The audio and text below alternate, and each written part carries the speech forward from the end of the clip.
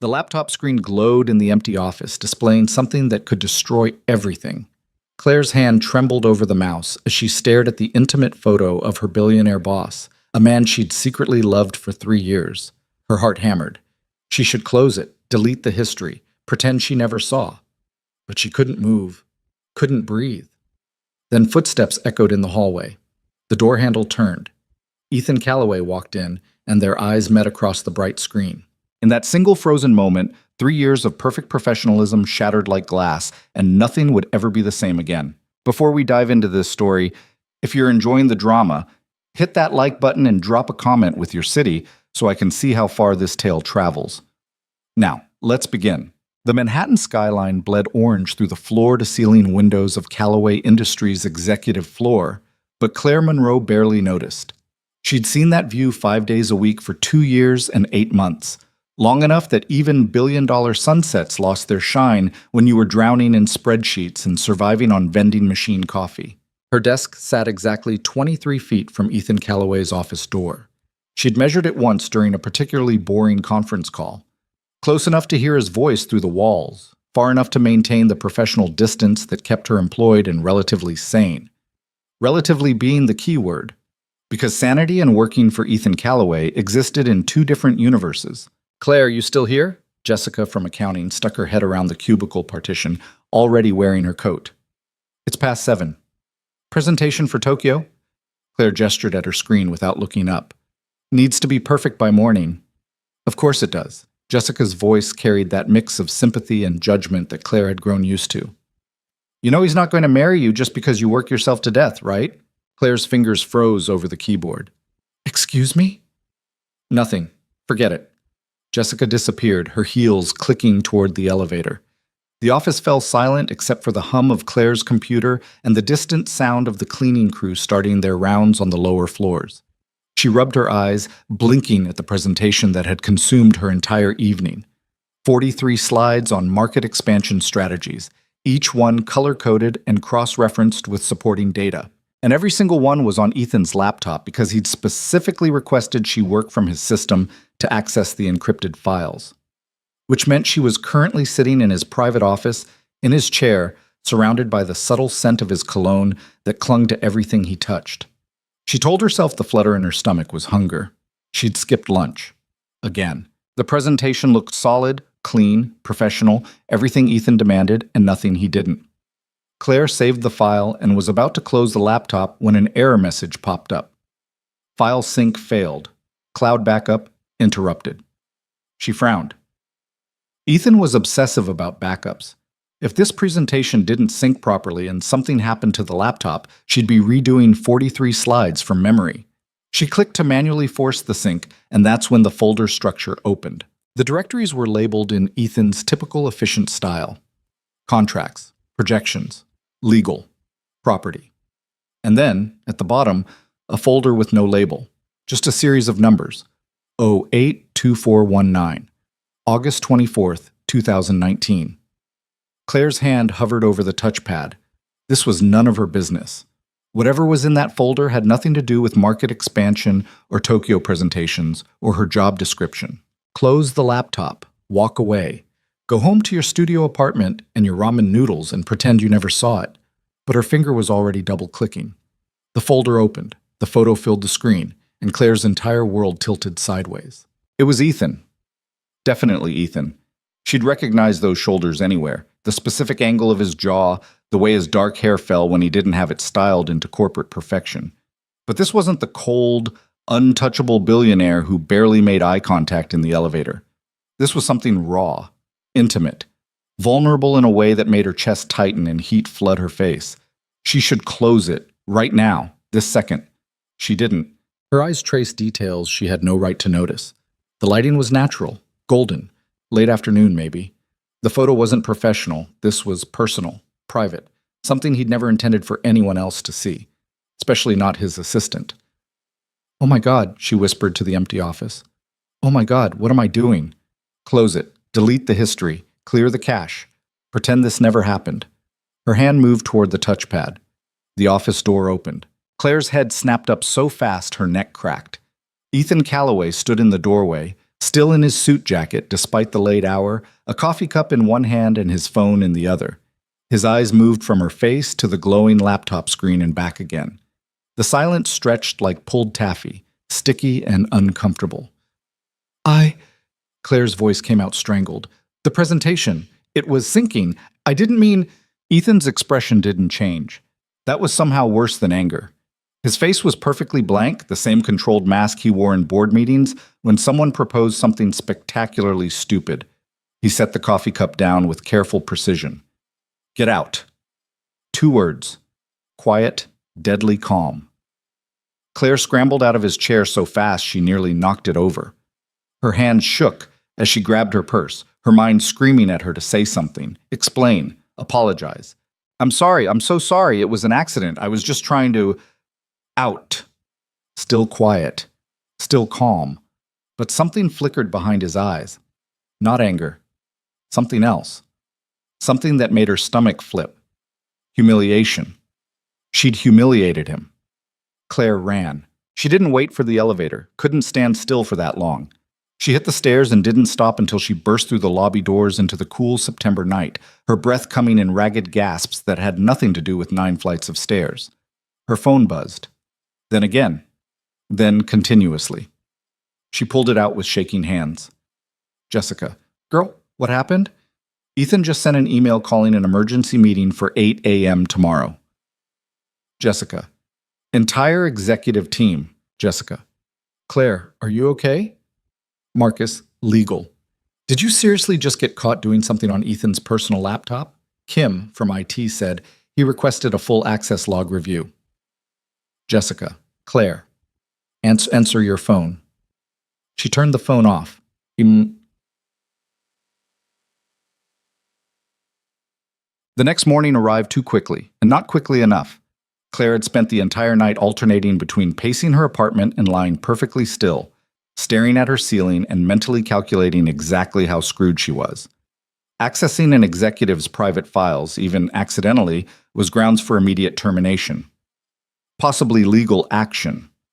At minimum, a non-disclosure agreement that would haunt her for the rest of her career. She'd Googled accidentally saw boss's private photos legal implications at 2 in the morning and found absolutely nothing helpful unless you counted the 17 different ways she could be sued. By the time she showered and put on her most professional navy dress, the one she saved for important meetings, she felt like she was dressing for her own funeral. The Callaway Industries building looked exactly the same as always, gleaming, imposing, completely indifferent to the fact that her life was imploding. Claire badged in at 7:43 a.m., 17 minutes early, because the thought of being late on top of everything else made her want to vomit. The executive floor was already buzzing. People clustered in small groups, voices low, glancing toward Ethan's office where the blinds were uncharacteristically closed. Claire! Jessica materialized at her elbow. What the hell happened? Nobody knows anything except Ethan came in at 6 this morning looking like he wanted to burn the building down. I can't talk about it. Did you leak something? Kim said he's reviewing access logs.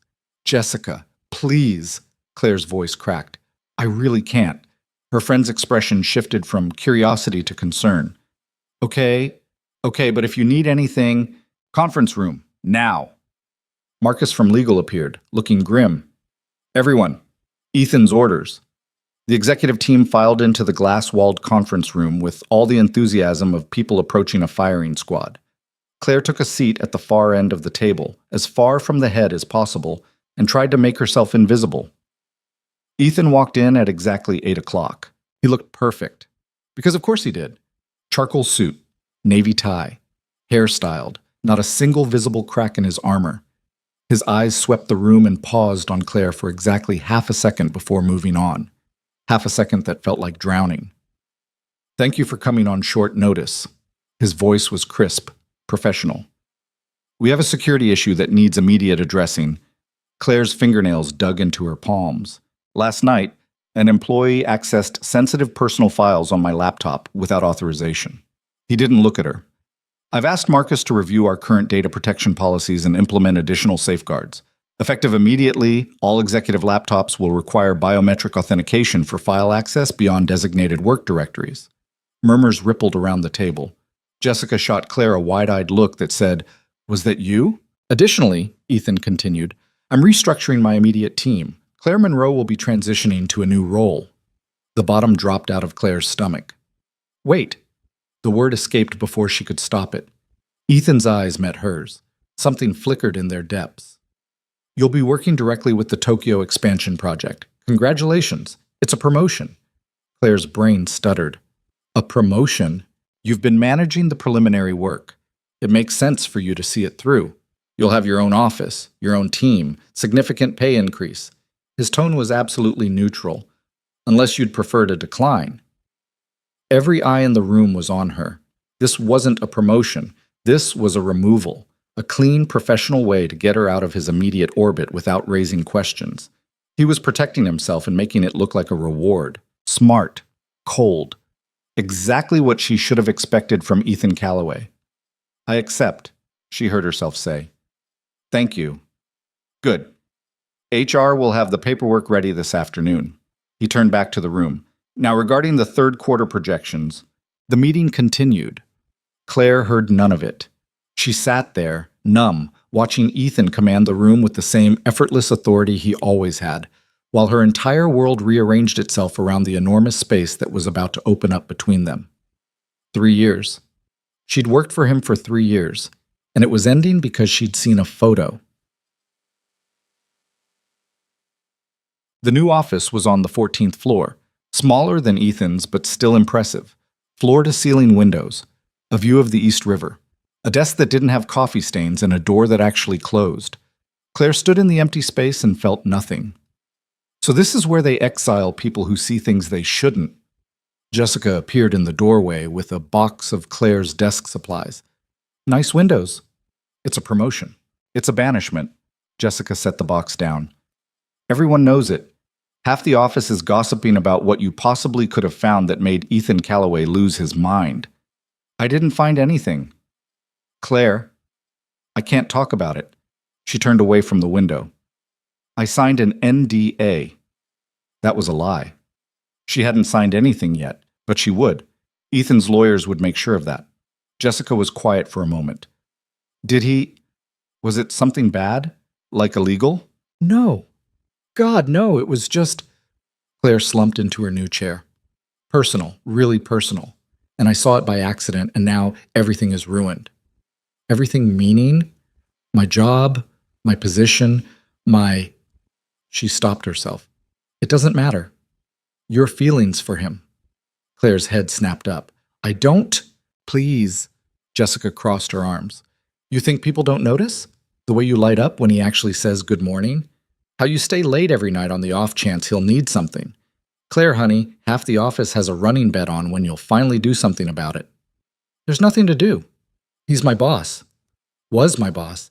And I just destroyed any possible... Her voice broke. It doesn't matter. It's over.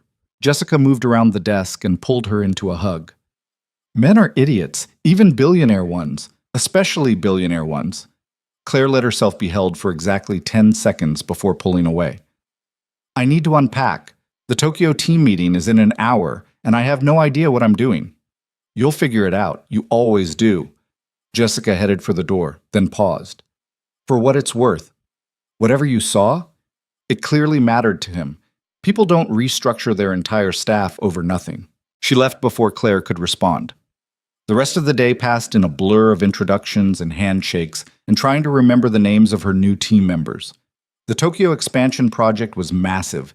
3-year timeline, multi-million-dollar budget, partnerships with 6 different international firms. It should have been exciting. It felt like a consolation prize. By 6 p.m., Claire was alone in her new office, staring at a spreadsheet that might as well have been written in ancient Greek for all the sense it made. Her brain refused to focus. Every time she tried to concentrate, she saw that photo, Ethan's expression when he'd walked in and caught her, the careful blankness in his eyes during the meeting. Get out. Her phone buzzed. Unknown number. She almost didn't answer, but habits from 3 years of being available 24/7 for Ethan died hard. Hello? Claire Monroe? A woman's voice, smooth, professional, vaguely familiar. Yes? This is Vanessa Whitmore. I'm not sure if you remember me. Claire's grip tightened on the phone. She remembered. Vanessa Whitmore. elegant, polished, had worked with Ethan 2 years ago on some corporate restructuring project. Rumors had swirled about whether they were involved, but nothing was ever confirmed. I remember, Claire said carefully. Wonderful. I'm calling because I'll be consulting with Callaway Industries for the next few months. I understand you're heading the Tokyo expansion. As of today, yes. Perfect. I'll be overseeing several international projects, including yours. I thought we should connect before the formal announcement tomorrow. A pause. I also heard about your promotion. Congratulations. It's quite a leap from executive assistant. There was something in her tone, not quite accusatory, not quite friendly. Thank you, Claire managed. I'm sure you'll do wonderfully. Ethan has always had excellent judgment about people. Another pause. Most of the time. Well, I won't keep you. I'm sure you're busy settling in. We'll talk soon. The line went dead.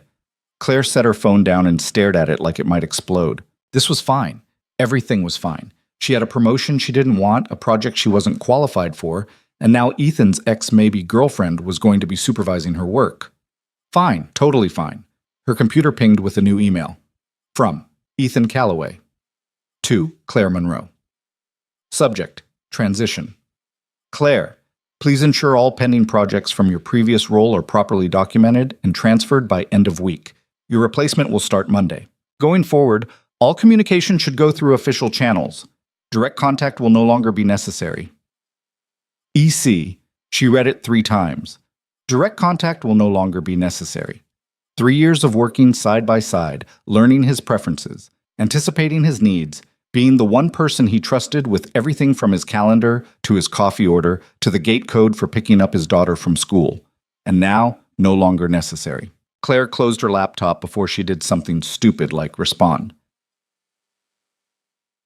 The days blurred together. Claire threw herself into the Tokyo project with the kind of manic energy that came from having no other outlet.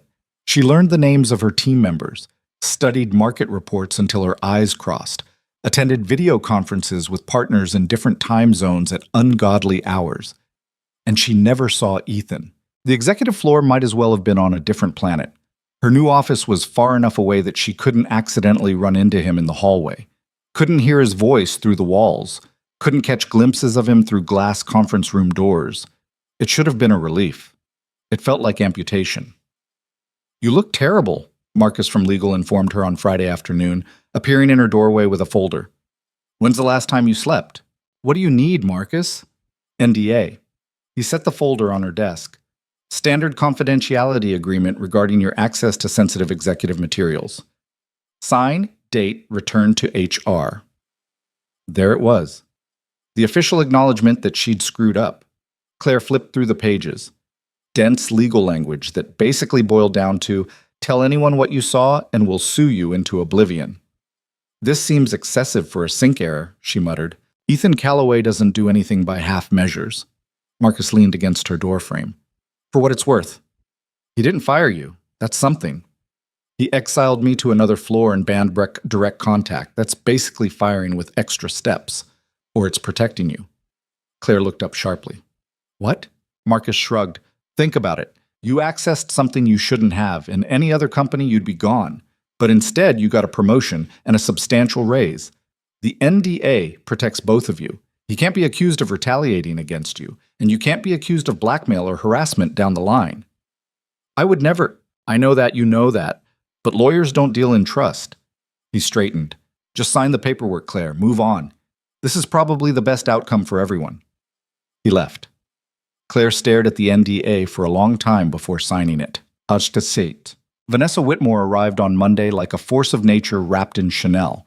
She was exactly as Claire remembered. Tall, blonde, perfectly put together in that effortless way that came from having money and time and personal stylists.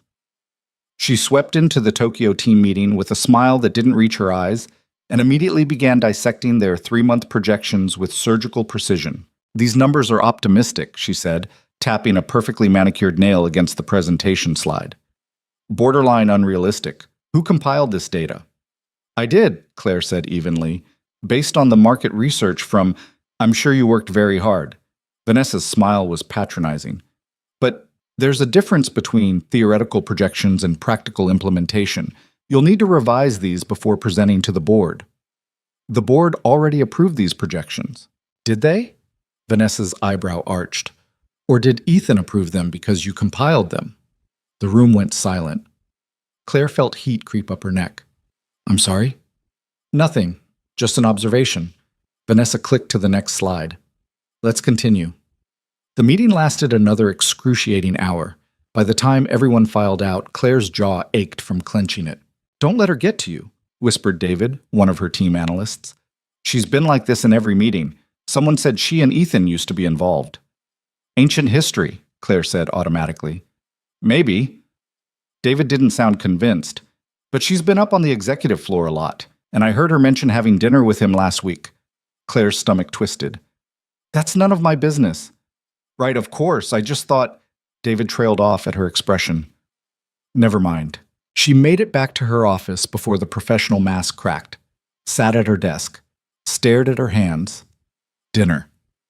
They'd had dinner. It shouldn't matter. Ethan could have dinner with whoever he wanted, could date whoever he wanted, could do whatever he wanted with his personal life because Claire was just an employee, not even his employee anymore, just someone who worked in the same building and occasionally got emails about project timelines. Her phone buzzed. Jessica. Emergency drinks, tonight, no excuses. I'm collecting you at 6. Claire. I have work. Jessica. You always have work, 6 p.m. I'll be at your office. Wear something that isn't navy blue. Claire almost argued, then looked at her reflection in the dark computer screen, pale, exhausted, drowning in a job that felt like running on a treadmill. Claire. Fine, but I'm leaving by 8. Jessica. We'll see about that. Ishalag. The bar was crowded and loud and exactly what Claire didn't want. But Jessica had a gift for ignoring Claire's preferences when she decided they weren't in Claire's best interest. Okay, Jessica said, sliding a gin and tonic across the table. Talk. About what? About why you look like you haven't slept in a week and you're about to cry into your spreadsheets. Jessica leaned forward. This is about more than the promotion. Claire took a long drink. Vanessa Whitmore is sabotaging me. The consultant? How? Undermining everything I present, questioning my data, making little comments about my relationship with Ethan in front of the team. She set the glass down too hard. And apparently she's having dinner with him. Ah, Jessica's expression turned knowing. So this is about jealousy. It's not... Claire stopped. Fine, maybe partly, but mostly it's about her making me look incompetent. Have you talked to Ethan? I can't. Direct contact is banned, remember? The words came out more bitter than she intended. Besides, what would I say? Your ex-girlfriend is mean to me, and also I still think about that photo I saw on your laptop? Jessica nearly choked on her drink. Photo? What photo? Claire's eyes widened. Nothing. Forget I said that. Oh my God, what kind of photo? Jessica, was it dirty? It was dirty. Claire Monroe, did you see Ethan Calloway's nudes? Keep your voice down, Claire hissed, looking around frantically. And it wasn't... it was private, okay? Very private. And I saw it by accident, and that's why everything is ruined. Jessica stared at her for a long moment, then started laughing. This isn't funny. It's hilarious. You accidentally saw your boss naked. I didn't say naked. And instead of being a normal person and pretending it never happened, both of you are acting like it's the end of the world. Jessica wiped her eyes. Claire? Honey? Men send intimate photos to people all the time. It's not that deep. It is when it's your boss and you've been secretly in love with him for 3 years. The words hung in the air. Jessica's smile faded into something softer. Oh, Claire, don't. Please don't do the pity thing. Claire finished her drink in one swallow. It doesn't matter. He made it very clear that what happened was unacceptable. I signed an NDA. I got transferred. It's over. Is it? Has to be. Does it? Jessica signaled for another round. Because from where I'm sitting, he didn't fire you. He promoted you. And he's restructuring his entire team to avoid you instead of just letting you go. That doesn't sound like a man who's over anything. That sounds like a man protecting himself from a liability. Or protecting himself from feelings he doesn't know how to handle. The bartender delivered fresh drinks. Ethan Calloway isn't exactly known for his emotional availability. Everyone knows he's been closed off since his divorce. What if seeing you see him, really see him, in that vulnerable moment, scared the hell out of him? Claire shook her head. You're reading into it. Maybe. Or maybe you're both idiots who need to have an actual conversation. Jessica raised her glass. But first we drink, because your life is a mess and my life is boring and at least your mess is entertaining. They clinked glasses. Claire's phone buzzed. She almost ignored it, but the name on the screen made her freeze. Ethan Calloway. Her heart stopped. She stared at the notification like it might bite her. Jessica peered over. Holy shit! What does it say? Claire opened the message with shaking hands. Need to discuss the Tokyo contract revisions. My office. Tomorrow. 9 a.m. That's it? Jessica frowned. That's so formal. He's my boss. He was your boss. Now he's just some guy you used to work for who you saw half naked and who can't stop thinking about you. You don't know that. Claire, he waited until after business hours to text you about a meeting. That's not professional. That's personal. Jessica grinned. This is going to get interesting. Claire reread the message 3 times. Direct contact will no longer be necessary, he'd written. And yet here he was, making contact. She typed out a response with fingers that wouldn't quite steady. I'll be there. The reply came instantly. Good. 1 word. But Claire felt it like a touch. Jessica was watching her with entirely too much interest. You're blushing. I'm not. You absolutely are. Oh my God, what are you going to wear? Jessica, it's a business meeting. Sure it is. Jessica's grin widened. And I'm the Queen of England. Drink up, Cinderella. Tomorrow, you're going back to the palace. Claire didn't sleep. She told herself it was because of the drinks. Then because her new apartment's heating was acting up. Then because she kept thinking about the Tokyo contract revisions that she hadn't actually received yet. But mostly, it was because of the way Ethan had written good.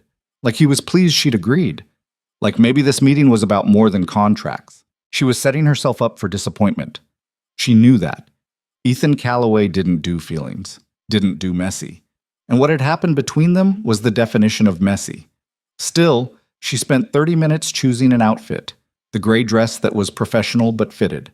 Subtle makeup, hair down instead of pulled back. This is stupid, she told her reflection. You're being stupid. Her reflection didn't argue. Jessica texted at 8:30. Jessica. Good luck. Try not to jump him in his office. Claire. I hate you. Jessica. No, you don't. Update me immediately after. Claire turned her phone off. The executive floor felt foreign now. She'd spent 3 years navigating these hallways, but 2 weeks away had turned her into a visitor. The receptionist gave her a curious look but didn't stop her. Ethan's office door was closed. Claire stood outside it for a full minute, hand raised to knock, heart trying to break out of her chest. This was ridiculous. She was a professional. This was a business meeting. She could handle this. She knocked. Come in. His voice hit her like a physical thing. How had she forgotten what he sounded like? Deep, controlled, with that slight rough edge that came through when he was tired or angry or... Stop it. Claire opened the door. Ethan was standing by the windows, backlit by morning sun, and for one disorienting second she was looking at the photo again. Same shoulders, same profile, same man. But when he turned to face her, his expression was unreadable. Claire, sit. She sat, hands folded, professional. Ethan moved to his desk but didn't sit, just stood there studying her in a way that made her skin feel too tight. The Tokyo contract, he finally said. Right, the revisions. Claire pulled out her tablet, grateful for something to focus on besides his eyes. I have the updated projections ready. There are no revisions. Her head snapped up. What? The contract is fine. I approved it last week. He was still watching her. This meeting isn't about Tokyo. Claire's mouth went dry. Then what? We need to talk. Actually talk. Not through emails or official channels or with lawyers present. He moved around the desk, closer. About what happened. I signed the NDA. I don't care about the NDA. His voice was rough now. I care that you won't look at me. That you've been avoiding the executive floor. That you think I promoted you to get rid of you. Didn't you? The question came out sharper than she intended. Ethan's jaw tightened. I promoted you because you deserved it. Because you've been doing the work of 3 people for 2 years and getting paid like an assistant. The timing was unfortunate, but the decision was overdue. And the ban on direct contact was a mistake. Claire blinked. Ethan Calloway didn't admit mistakes. He sank into his chair and ran a hand through his hair, ruining the perfect style. It made him look younger, more human. I panicked. You saw something private, something I never intended anyone to see, and instead of handling it like an adult, I tried to create distance. You were protecting yourself, Claire said quietly. I understand. Do you? He leaned forward. Because I'm not sure I do. I've been trying to figure out why it bothered me so much. It was just a photo. Embarrassing, yes, but not worth burning down 3 years of... He stopped. Of working together. The pause before working together was significant. Claire's heart was doing complicated things. Ethan, let me finish. Please. He took a breath.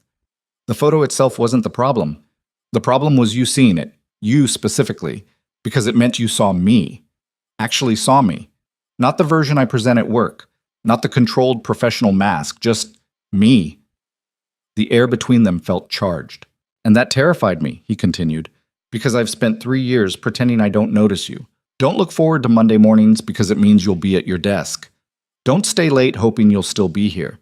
Don't care that you take your coffee with too much cream and that you bite your pen when you're concentrating and that you wear this specific perfume that makes me completely lose my train of thought. Claire couldn't breathe. I told myself it was inappropriate, Ethan said. You worked for me.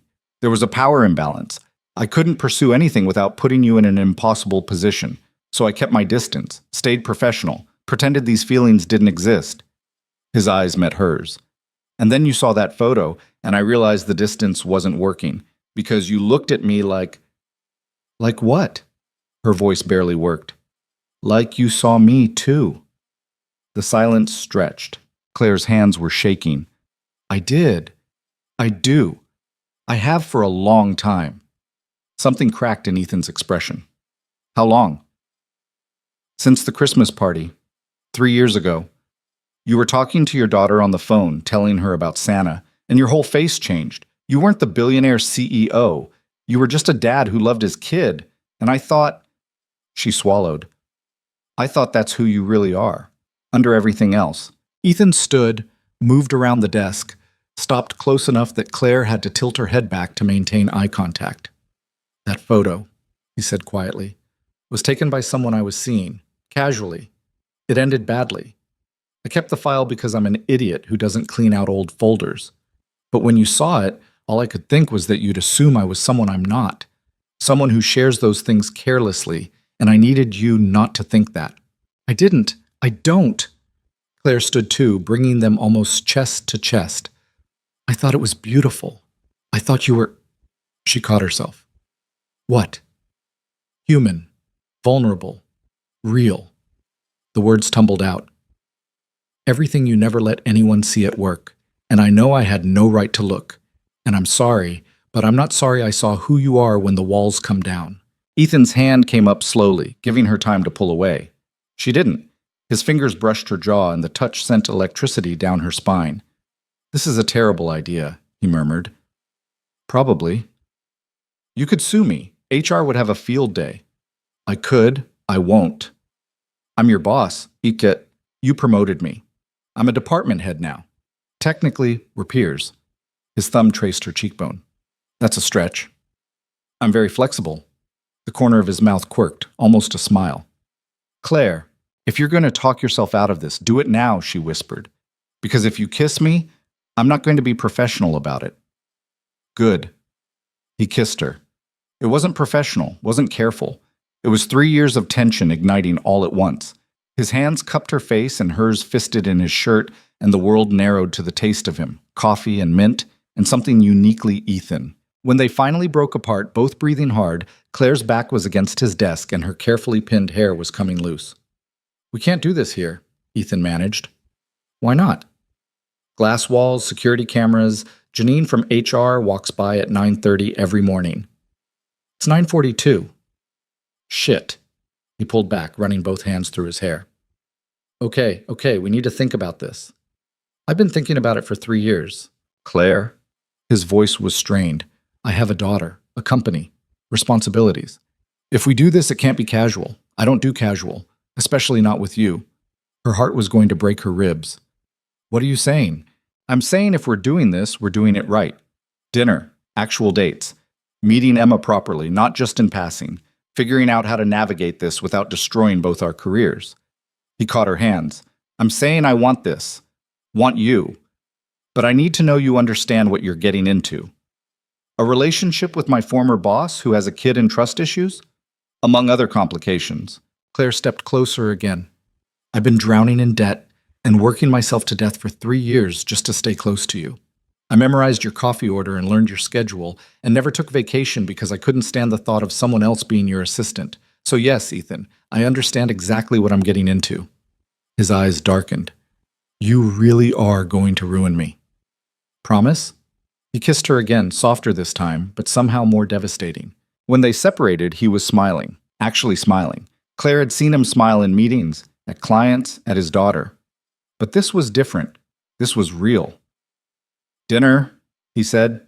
Tonight. Somewhere not connected to work. What about Emma? She's with my parents this weekend, so it's just us. His thumb brushed her wrist. And Claire, wear something that isn't navy blue. She laughed. Actually laughed. Did Jessica tell you to say that? Jessica has been conspiring against us for months. She cornered me last week and told me I was an idiot. He pulled her close again. She wasn't wrong. She's going to be insufferable when she finds out. Let her. He pressed his forehead to hers. I don't care who knows. I'm done pretending. A knock on the door sent them jumping apart like teenagers. Ethan? Vanessa's voice. Are you ready for the board review? Claire's eyes widened. Ethan swore under his breath. 1 minute, he called. Then, quieter, to Claire. Tonight. 7. I'll text you the address. Okay. And Claire? He caught her hand as she moved toward the door. Whatever Vanessa says in this meeting, ignore it. She doesn't get a vote in this. Before Claire could ask what he meant, the door opened. Vanessa stood there, perfect as always, her eyes moving from Ethan to Claire and back again. Something cold flickered across her expression. Claire, I didn't realize you'd be joining us. She's not, Ethan said smoothly. We were just finishing. Claire slipped past Vanessa, her heart still racing, lips still tingling. She made it to the elevator before her phone buzzed. Ethan, tonight can't come fast enough. She smiled at her phone like an idiot, then noticed Vanessa watching her from across the floor, eyes narrowed, expression calculating. The smile faded. Something told Claire that tonight was just the beginning, and not everyone was going to be happy about it. Claire barely made it back to her office before Jessica appeared like a materializing ghost, eyes wide with anticipation. Well? Well, what? Claire tried to sound casual while her entire body was still vibrating from Ethan's kiss. Don't even try that with me. You were up there for 40 minutes. The Tokyo contract takes 5 minutes to discuss. Jessica shut the door behind her and leaned against it. Spill. Claire sank into her chair, pressing her fingers to her lips. They still felt warm. We talked. And? And we're having dinner tonight. Jessica's squeal could have shattered glass. I knew it. I told you he was into you. What did he say? How did it happen? Did he kiss you? Jessica, he totally kissed you. Oh my God, your face is doing that thing. What thing? That thing where you're trying not to smile but failing miserably. Jessica dropped into the chair across from her. Okay, tell me everything. Start to finish. Leave nothing out. So Claire did. Not everything. Some things were too private, too raw, but enough. The way Ethan had admitted he'd been pretending for 3 years. The way his voice had dropped when he said her name. The kiss that had made her forget where they were. When she finished, Jessica was grinning like she'd won the lottery. This is the best thing that's happened in this office since Marcus accidentally sent that email to the entire company instead of his boyfriend. This is terrifying, Claire corrected. What if it doesn't work out? What if HR finds out?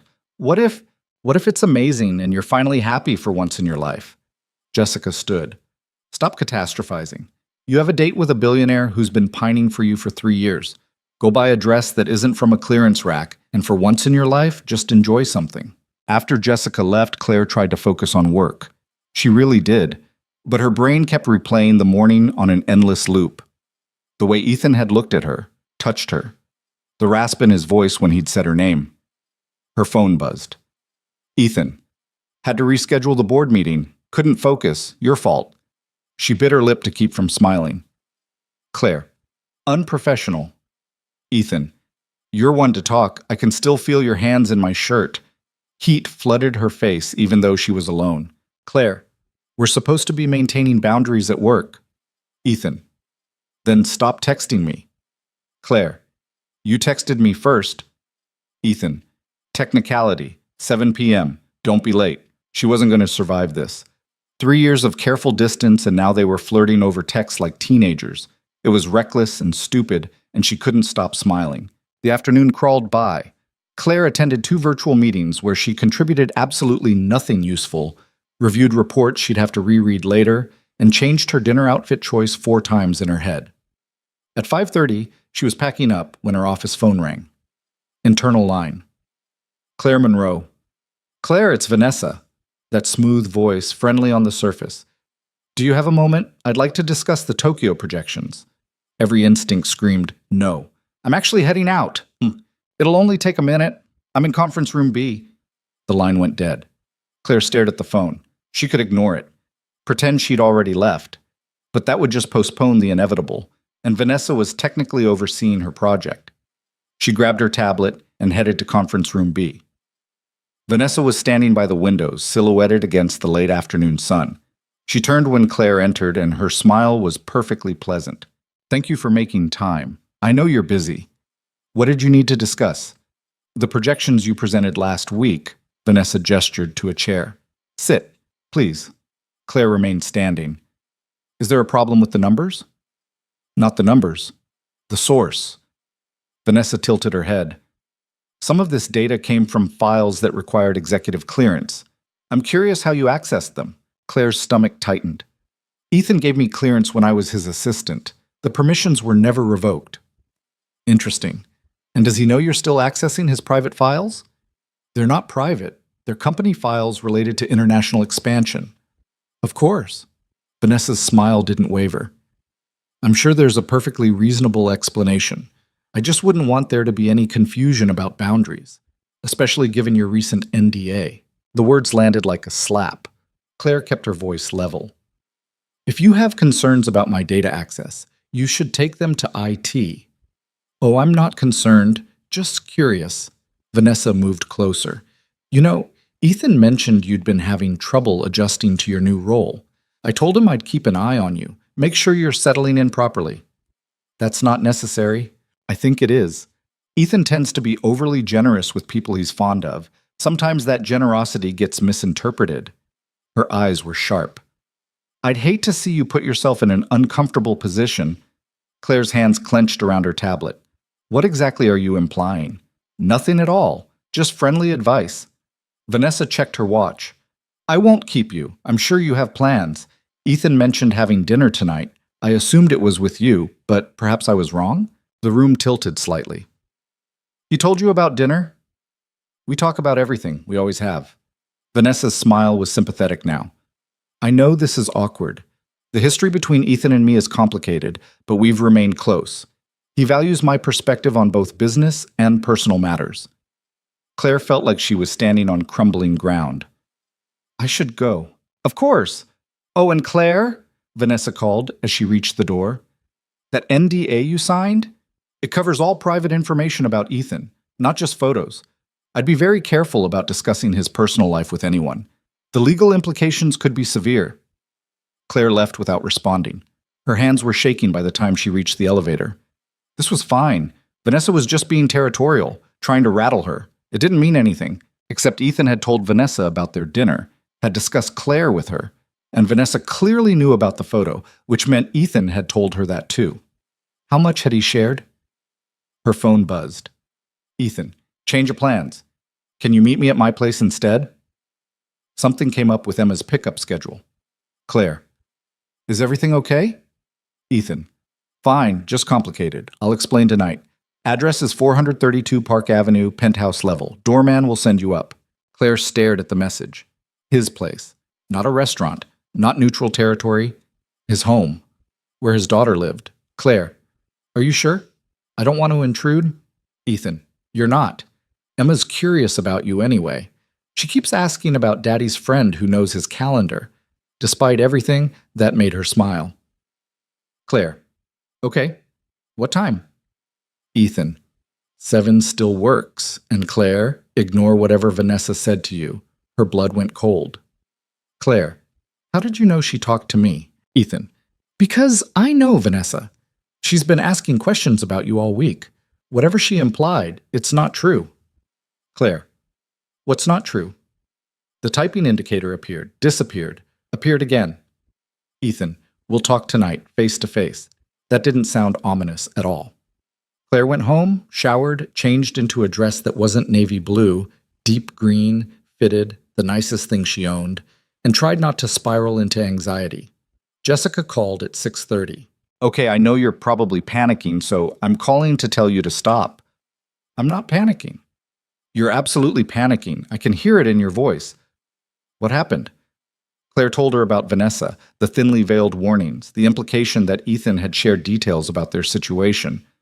That woman is a snake, Jessica said flatly. She's trying to get in your head. It's working. Don't let it. Ethan chose you. He kissed you. He invited you to his home to meet his daughter. Those aren't the actions of a man playing games. But what if? No. No what ifs. You're going to that penthouse. You're going to have dinner with the man you've been crazy about for 3 years, and you're going to let yourself be happy, even if it's just for one night. Claire took a shaky breath. What if I screw this up? Then you screw it up. But at least you'll know you tried. Jessica's voice softened. You deserve this, Claire. Stop talking yourself out of it. The Uber dropped her off at 432 Park Avenue at exactly 7 o'clock. The building was one of those impossibly tall, impossibly expensive towers that pierced the Manhattan skyline like a glass needle. The doorman checked her ID, made a call, and directed her to a private elevator that required a key card. Mr. Calloway is expecting you, penthouse level. The elevator rose so smoothly Claire barely felt it move. Her reflection stared back at her from the mirrored walls, pale, nervous, completely out of her depth. The doors opened directly into the apartment. Not an apartment, a penthouse. Floor-to-ceiling windows overlooking the city, minimalist furniture that probably cost more than her annual salary, art on the walls that looked like it belonged in museums. And Ethan, standing in the open kitchen, wearing jeans and a dark sweater instead of his usual suit. He looked different, softer, more like the man in the photo than the CEO in the boardroom. Hi, he said, and even that single word sounded nervous. Hi. They stared at each other for a beat too long. Daddy?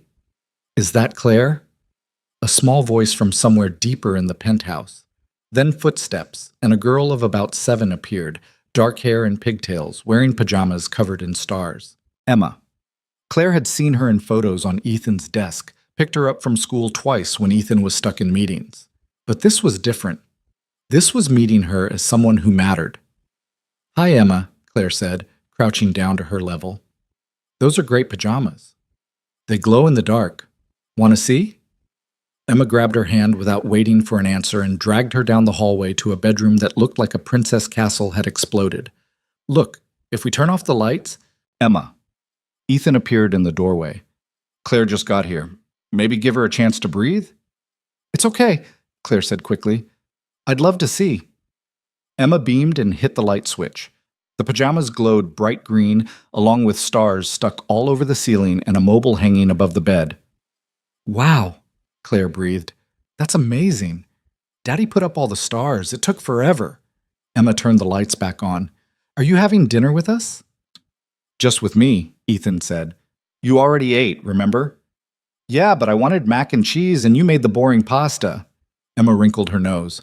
Claire, do you like mac and cheese? I love mac and cheese. See, Daddy? Normal people like mac and cheese. Ethan sighed, but he was smiling. Claire is a guest. We're having grown-up food. Boring, Emma turned back to Claire. Do you work with Daddy? I used to work for him. Now I work in a different department. Did he fire you? He fired his last assistant because she kept crying in the bathroom. Emma! Ethan looked mortified. What? You did. You said she wasn't a good fit. Claire bit back a laugh. He didn't fire me. He promoted me. Because you're better at your job? I hope so. Emma studied her seriously. Daddy talks about you a lot. He says you're really smart and you remember everything. Ethan cleared his throat. Okay, bedtime. Say goodnight to Claire. But it's only 7:30. Bedtime. Now. Emma groaned but hugged Claire quickly before running off. Ethan pinched the bridge of his nose. I'm sorry. She has no filter. She's perfect, Claire said honestly. And terrifying. Does she always interrogate your dinner guests? I don't usually have dinner guests. He gestured back toward the kitchen. Come on. I promised you food. The kitchen was open to a living room with windows that made Claire feel like she was floating above the city. Ethan had set the table by those windows, actual china, cloth napkins, candles that weren't lit yet. This is too much, Claire said. It's dinner. This is a production. I wanted it to be nice. He pulled out her chair. I spent 3 years having coffee with you in the break room at midnight. I think I can manage one proper dinner. Claire sat. You noticed those late nights? I noticed everything. Ethan moved to the stove where something was simmering. The coffee, the way you organized files, how you always had a backup plan for my backup plan, the fact that you never took vacation because you didn't trust anyone else to keep things running. That's not why. It's exactly why. He plated food with surprising competence. Risotto, roasted vegetables, perfectly cooked salmon. You didn't trust anyone else because you cared too much. About the work. About the company. He set the plate in front of her. About me. Their eyes met. I did, Claire admitted. I do. Ethan sat across from her. Vanessa talked to you today. Not a question. She implied you discussed our situation with her, that you told her about the photo and the dinner, and Claire pushed food around her plate. She made it sound like you two were close. Are close. We're not. She said you value her perspective on personal matters. That's a lie. Ethan set down his fork. Vanessa and I dated, briefly, 2 years ago. It ended badly because she wanted something I couldn't give her. Since then, she's tried multiple times to rekindle things. I've said no every time. Then why is she here? Because the board hired her before I could veto it. She's good at her job. Excellent, actually. And her contract is already signed. His jaw tightened. But her being here has nothing to do with us. I didn't tell her about our dinner. I didn't discuss the photo. She's guessing, fishing for information. She knew we were meeting tonight. Because she was in my office when I texted you and saw your name on my phone screen. Ethan reached across the table, catching her hand. Claire, look at me. She did. I don't want Vanessa. I haven't wanted her in 2 years. The only person I want is sitting across from me right now, panicking over nothing. It's not nothing. She's trying to sabotage me. I know, and I'll handle it. His thumb brushed her knuckles. But you need to trust me. Can you do that? Claire wanted to. She really did. But trust had never come easily to her, and Vanessa's words had burrowed under her skin like splinters. I'm trying, she said finally. That's all I'm asking. They ate. The food was incredible, and Claire barely tasted it. The conversation drifted to safer topics. Emma's school, the Tokyo Project, a movie Claire had mentioned wanting to see 3 months ago that Ethan had apparently remembered. But Vanessa's presence hung between them like smoke. Finally, Claire set down her wine glass. Can I ask you something? Anything. Why did you keep that photo? If things ended badly with her, why keep it? Ethan was quiet for a long moment. Honestly, I forgot it existed. It was in a backup folder from an old phone. I should have deleted it years ago, but after you saw it, he paused. Part of me was glad, because it meant you knew I'm not just the person I am at work, that there's more to me than spreadsheets and strategy. I've always known that. Have you? He stood, moving to the window. Because I've spent 3 years being your boss first and a person second, keeping distance, maintaining boundaries, and I'm realizing now that maybe I was protecting myself more than you. Claire joined him at the window. Below them, the city sprawled in every direction, millions of lights in the darkness. Protected from what? From this. He turned to face her. From wanting someone who could hurt me. From letting someone close enough to see the parts of me that aren't impressive or powerful or controlled. His hand came up, tucking hair behind her ear. From falling for someone who could walk away and take everything with her. Claire's breath caught. I'm not going anywhere. You don't know that. You barely know me outside of work. I know you put glow stars on your daughter's ceiling. I know you make proper risotto instead of ordering takeout. I know you remembered a movie I mentioned once in passing. She stepped closer. And I know the way you kiss me makes me forget to breathe. His eyes darkened. Claire, no, let me finish. She pressed a hand to his chest, felt his heart racing under her palm. I've spent 3 years learning you. How you take your coffee. That you pace when you're thinking. That you hide your smile when Emma calls during meetings. That you care about this company and the people in it more than you'll ever admit. So don't tell me I don't know you. That's not the same as what? Dating you? Being with you? She met his gaze steadily. You're right. I don't know that version yet, but I want to learn, if you'll let me. The distance between them disappeared. His hands framed her face, and he kissed her the way he had that morning, desperate, like he was trying to memorize her through touch alone. When they broke apart, he rested his forehead against hers. This is insane. Probably.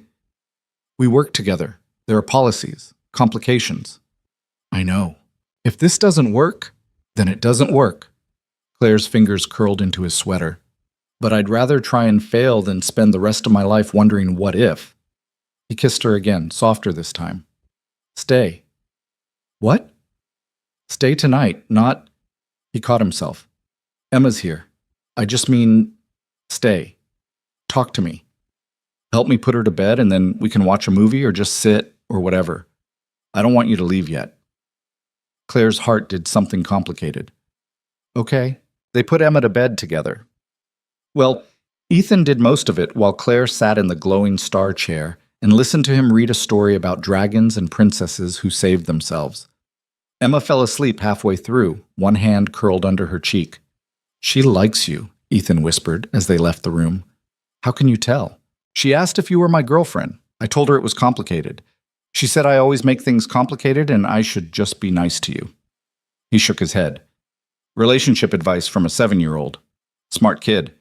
They ended up on the couch, Claire tucked against his side, some action movie playing on the massive TV that neither of them watched. It felt domestic, normal, like they'd done this 1,000 times before. Can I ask you something? Claire said eventually. The photo. The one I saw. She felt him tense slightly. You said it was from someone you were seeing. Was it Vanessa? No, someone before her. It doesn't matter who. It matters if she knows about it. Ethan pulled back to look at her. She doesn't. The only people who know are you, me, and Marcus from legal, who had to review the NDA. That's it. Then how did she... She's guessing, making assumptions, trying to create doubt. His hand found hers. Don't let her. Claire wanted to believe him, but something in Vanessa's eyes that afternoon had been too knowing, too certain. Her phone buzzed. She'd silenced it earlier, but the screen lit up with a notification. Unknown number. She almost ignored it, then saw the preview of the message and her blood went cold. Unknown. You should ask Ethan about August 24th, 2019.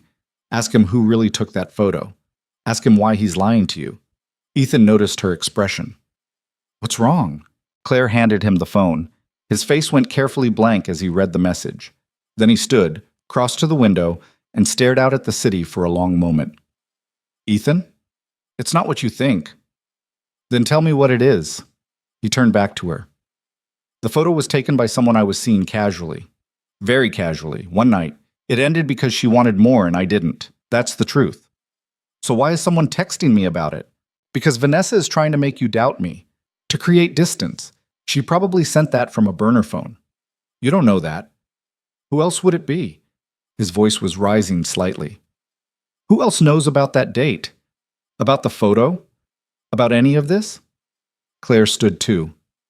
You tell me, because someone clearly knows more than you're saying. I'm telling you everything. Oh, are you? The words came out sharper than she intended. Because I've been here for 3 hours, and I still don't know who took that photo or why you really kept it or what Vanessa actually knows. I told you. You told me pieces, fragments, just enough to make me feel like I'm being paranoid when I ask questions. She grabbed her purse. I should go. Claire, don't do this. Do what? Ask for honesty? Want to actually know the person I'm apparently dating now? You do know me, I know who you are at work. I'm starting to know this version. She gestured at the apartment, at him in his casual clothes. But there's clearly a whole other part you're not showing me, a part that Vanessa seems to know all about. Ethan's jaw clenched. You're letting her win. Maybe I am, or maybe I'm protecting myself from getting involved with someone who still has too many secrets. Claire moved toward the elevator. Thank you for dinner. Claire, I need space to think, to figure out if I'm making a huge mistake. The elevator doors opened. She stepped inside. Ethan caught the door. It was Vanessa. The photo. She took it. The world tilted. What? 2 years ago. We'd been seeing each other for a few weeks. It was casual, fun. Then she started pushing for more, wanting to meet Emma, talking about the future. I ended it. His voice was flat. She didn't take it well. Started showing up at my office, calling constantly. I had to threaten legal action before she finally backed off. Claire's mind was reeling. And the photo was her insurance, her way of keeping a connection. I thought I'd deleted all of them, but clearly missed that folder. He released the elevator door. I didn't tell you because I didn't want you to know how bad it got, how obsessive she became. I wanted to handle it myself. By letting her work here, oversee my projects, I didn't have a choice. The board hired her before I knew, and firing her now would raise questions I can't answer without violating your NDA. He stepped into the elevator with her. I know this looks bad. I know you have every reason to walk away, but please, give me a chance to fix this. The doors started to close. Claire hit the button to hold them. How? I'll tell the board about us. Make it official. Put everything out in the open so Vanessa can't use it against either of us. His eyes were desperate. I'll do whatever it takes. Just don't leave. Claire's finger hovered over the lobby button. I need time. How much time? I don't know, a day, 2. Her voice cracked. I've wanted this for so long, and now that I have it, I'm terrified it's all going to fall apart because of her. It won't. I won't let it. You can't control everything, Ethan. Watch me. Despite everything, that pulled a tiny smile from her. I'll call you, tomorrow, after I've had time to think. Promise? Promise. She stepped back, released the door. This time he let it close. The elevator descended, and with every floor, Claire's resolve wavered. She should go back up, should let him explain more, should trust that he'd handle Vanessa. But Vanessa's text was still on her phone, still implying Ethan was lying. And Claire had spent too many years trusting the wrong people to ignore red flags. Her phone buzzed again as she hit the lobby. Ethan, I love you. 3 words, simple, devastating. Ethan, I know it's too soon to say that. I know we've barely started this, but I've been in love with you for longer than I can remember, and I need you to know that before you decide to walk away. Claire stood in the marble lobby, staring at her phone, tears blurring her vision. The doorman coughed politely. Miss, are you all right? She wasn't. She was standing in a Billionaire's lobby at 8:30 on a Friday night, crying over texts from a man she'd loved in secret for 3 years. Nothing about this was all right. But maybe that was okay. She typed out a response with shaking hands. Claire, I love you too, and that's why this is so scary. Ethan, scariest thing I've ever done, Claire. Tomorrow. We'll figure this out tomorrow. Ethan, tomorrow. Claire walked out into the cool night air and hailed a cab. Her phone buzzed one more time. Another unknown number. Unknown. He's going to break your heart, just like he broke mine. You think you're special, but you're not. You're just convenient. She deleted it without responding, but the words followed her all the way home. Claire didn't sleep that night. She lay in her small apartment staring at the ceiling, replaying every conversation, every look, every moment with Ethan and Vanessa until the words blurred together into meaningless noise. By morning, she'd convinced herself to walk away at least 6 times.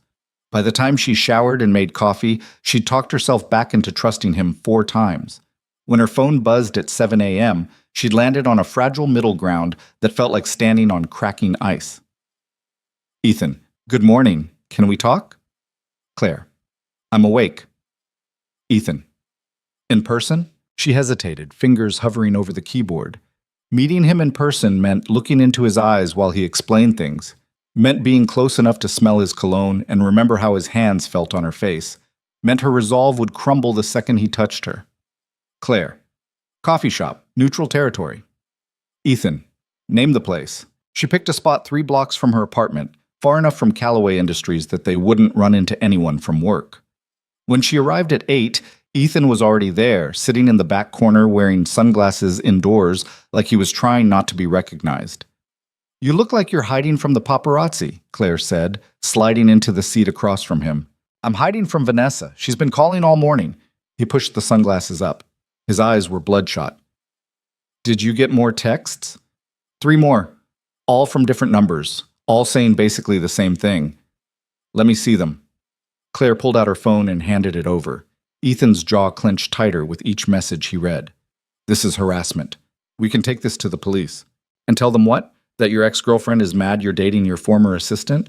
Claire took her phone back. "That'll go great." "She's not my girlfriend."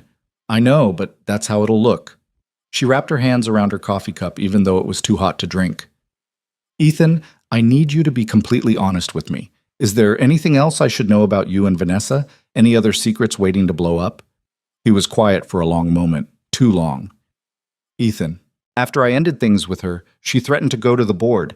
Said I'd made promises about promoting her, giving her contracts. None of it was true, but she had texts that could be taken out of context. Dinner invitations that looked like business meetings. Photos of us together that she could spin however she wanted." Claire's stomach dropped. "What did you do?" "I paid her, not directly, through a consulting contract that was absurdly generous for the actual work she did." He rubbed his face. "It was easier than fighting, cleaner, and it got her out of my life. Until the board hired her back." "Until the board hired her back," he agreed. "I didn't know they were even considering her until the contract was already signed. By then it was too late to object without explaining why." "So she has leverage, financial leverage." "Had. The contract was fulfilled. The money's been paid. She has nothing on me anymore except old photos and knowledge about my personal life." His hand found hers across the table. "Claire, I know this looks bad.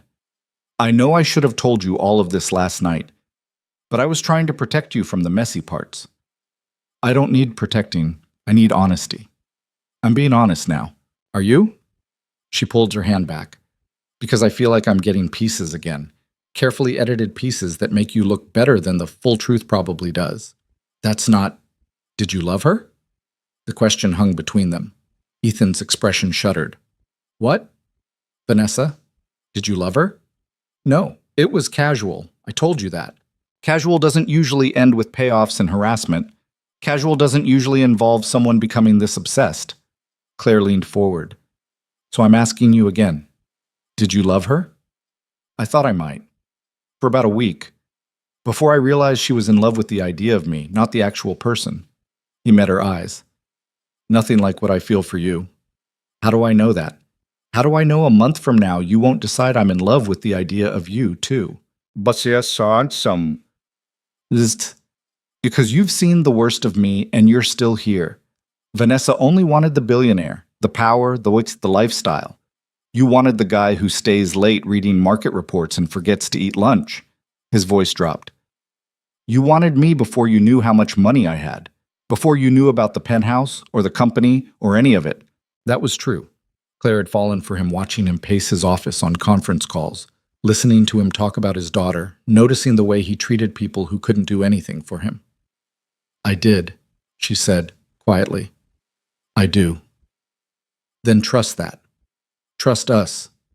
He reached for her hand again. This time she let him take it. "I'm going to handle Vanessa.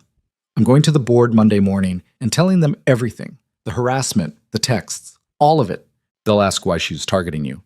And I'll tell them about us. Make it official. Put it on record so she can't twist it into something it's not."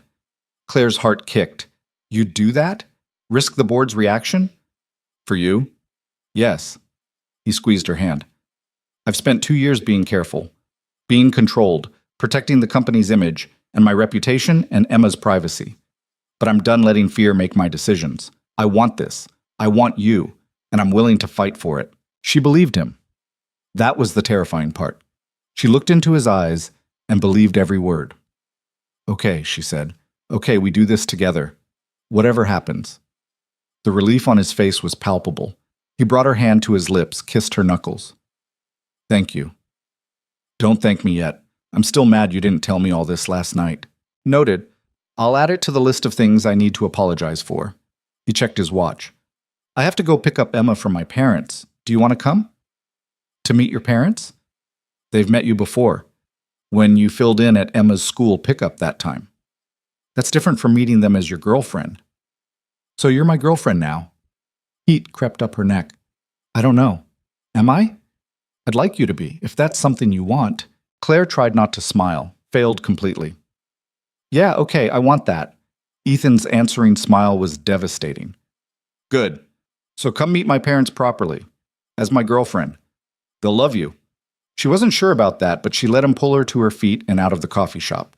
His hand stayed linked with hers all the way to his car, a sleek black sedan that probably cost more than her entire life savings. Does this thing fly? She asked, running her hand over the hood. Only on weekends. He opened the passenger door for her. Come on. My mother gets cranky if I'm late. The drive to his parents' place took 30 minutes, leading them to a brownstone in the West Village that was somehow both understated and clearly worth millions. Ethan's mother answered the door before they'd even knocked, as if she'd been watching for the car. You're late, she said, but she was smiling. Then her eyes landed on Claire, and the smile shifted into something more knowing. And you brought Claire. Mom, you remember. Of course I remember. The assistant who actually keeps your schedule straight. She pulled Claire into a hug before Claire could react. I'm Margaret, and you can call me Maggie. Everyone does. It's nice to officially meet you, Claire managed. Emma's been talking about you all weekend. Come in, come in. Maggie ushered them inside to a home that was warm and cluttered in a way Ethan's sterile penthouse wasn't. Photos covered every surface. Books overflowed from shelves. A cat wound around Claire's ankles immediately. That's Fitzgerald, Maggie said. He likes everyone except Ethan.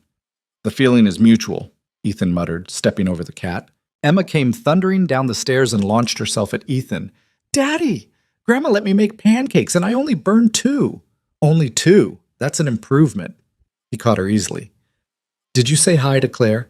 Emma wriggled down and gave Claire a quick hug. Hi. Are you Daddy's girlfriend now? Grandma said you probably were because he never brings anyone to visit except boring work people. Emma, Ethan and Maggie said simultaneously. What? It's true. Emma grabbed Claire's hand. Come see what I made. It's in the kitchen. Claire let herself be dragged away, leaving Ethan with his mother.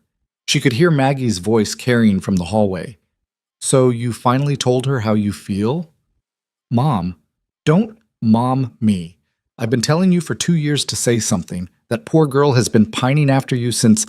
Their voices faded as Emma pulled Claire into a kitchen covered in flour. We made a mess, Emma announced proudly. Grandpa said it looked like a snow explosion. An older man with Ethan's eyes looked up from the sink where he was washing dishes. You must be Claire. I'm Richard. Sorry about the flour. We got ambitious. It looks like you had fun. Oh, we did. Emma's going to make an excellent chef someday. He dried his hands. Or possibly a demolition expert. The jury's still out. Emma showed Claire the slightly lopsided pancakes she'd made, explaining in great detail how the batter worked and why blueberries were scientifically the best fruit. Claire found herself relaxing, laughing at Emma's commentary, feeling almost normal. Then Vanessa's text messages flashed through her mind and the normalcy shattered. Ethan appeared in the doorway. We should get going. Claire has things to do today. She didn't, but she appreciated the escape route. Saying goodbye took another 15 minutes, with Emma extracting promises that Claire would come back soon and Maggie insisting she take home leftover pancakes. Finally, they made it back to the car. Your family is wonderful, Claire said as they pulled away. They liked you, Emma especially. He glanced over. What's wrong? Nothing. Claire, she sighed, I just keep thinking about Vanessa, about Monday, about what happens when this all becomes public. We deal with it together. What if the board doesn't approve? What if they make you choose between the company and... They won't. And if they do, I choose you. Claire's breath caught. You can't mean that. I absolutely mean that. I've built that company into what it is. I'm not irreplaceable, but I'm damn valuable. They're not going to fire me over a relationship. He reached over and took her hand. And even if they did, I'd rather have you than a corner office. That's insane. Probably, but I've spent 10 years prioritizing work over everything else, over relationships, over happiness, over actually living my life. He pulled up in front of her apartment building. I'm done with that. Emma deserves a father who's present, and I deserve to be with someone who makes me remember why I'm working so hard in the first place. Claire unbuckled her seatbelt but didn't move to get out. Ethan. He kissed her, slow and deep and thorough, like he was trying to erase every doubt from her mind through touch alone. When they finally broke apart, she was breathless. Go inside, he murmured against her lips. Get some rest. I'll call you tonight after Emma's asleep. Okay. And Claire? Stop checking your phone for texts from unknown numbers. Block them. All of them. Don't give her any more space in your head. Easier said than done. I know, but try. One more quick kiss. I'll talk to you later. Claire floated up to her apartment, her lips still tingling, her mind spinning. She should work. Should review the Tokyo reports. Should do something productive. Instead, she spent the afternoon blocking numbers and deleting messages and trying not to think about what Monday would bring. Jessica called at 4. Okay, I've been patient long enough. What the hell happened last night? You were supposed to text me. Claire filled her in on everything. The dinner, the fight, the coffee shop conversation, the visit to Ethan's parents. So you're officially together now, Jessica said when she finished. I think so. Maybe. It's complicated. It's always complicated with you. She could hear Jessica moving around, probably pacing. But he told you he loves you. He's going to the board. He introduced you to his family. Those aren't small things, Claire. I know. But Vanessa is still out there, still sending messages, still trying to destroy this before it even starts. Claire pulled her knees up to her chest. What if she succeeds? Then you fight back. You think I'm going to let some psycho ex ruin my best friend's happiness? Absolutely not. Jessica's voice turned determined. We need dirt on her, proof of the harassment, something concrete we can use. Ethan's handling it. Ethan is one person. We're a team, and teams do research. The sound of typing came through the phone. What's her full name again? Jessica, you can't just... Vanessa Whitmore, got it. Okay, let me see what I can find. This is probably illegal. It's Google. Google isn't illegal. Oh, hello. Jessica's voice changed. Well, this is interesting. What? Vanessa Whitmore has done this before. 3 years ago, there was a complaint filed against her by another executive, sexual harassment, creating a hostile work environment. It was settled out of court and sealed. Claire sat up straight. How did you find that? Court records are public. Settlements are sealed, but complaints aren't always. This was filed in New York County. Took me 3 minutes. More typing. The executive who filed was a woman named Sarah Chen. And according to LinkedIn, she used to work at the same consulting firm Vanessa did.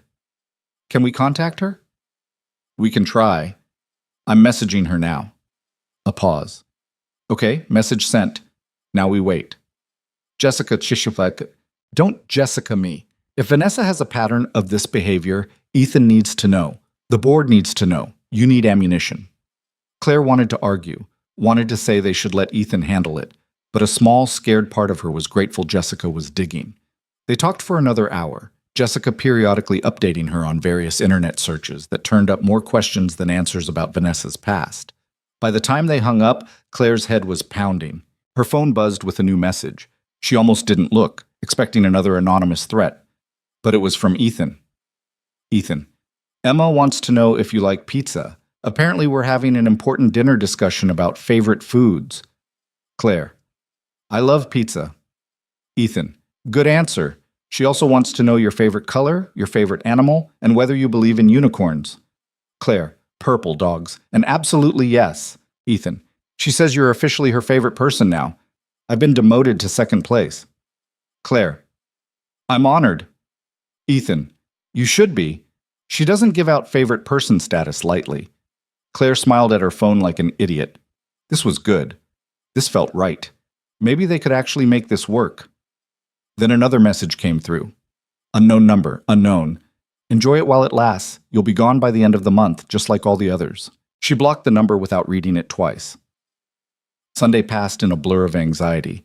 Claire tried to work, tried to read, tried to do anything that would stop her from obsessively checking her phone. Ethan sent pictures of Emma covered in paint from an art project. Jessica sent updates about her attempts to contact Sarah Chen. And the unknown numbers kept texting, each message blocked immediately but still leaving a residue of fear. By Sunday night, Claire was ready to crawl out of her skin. Ethan, can't sleep? Claire, how did you know? Ethan, because I can't either, and I'm guessing for the same reasons. Claire, tomorrow's going to be bad, isn't it? Ethan, possibly, probably, but we're going to get through it. Claire, you sound more confident than I feel. Ethan, one of us has to be. Might as well be me. Claire, what if the board doesn't understand? Ethan, then I'll make them understand. I've been on this board for 8 years. They trust my judgment, and if they don't trust this, then maybe I'm on the wrong board. Claire, you'd really leave? Ethan, for you? In a heartbeat. Claire stared at that message for a long time. Claire, don't make promises you might not be able to keep. Ethan, I don't make promises I can't keep, ever. Claire, I'm scared. Ethan, me too. But we're scared together. That counts for something.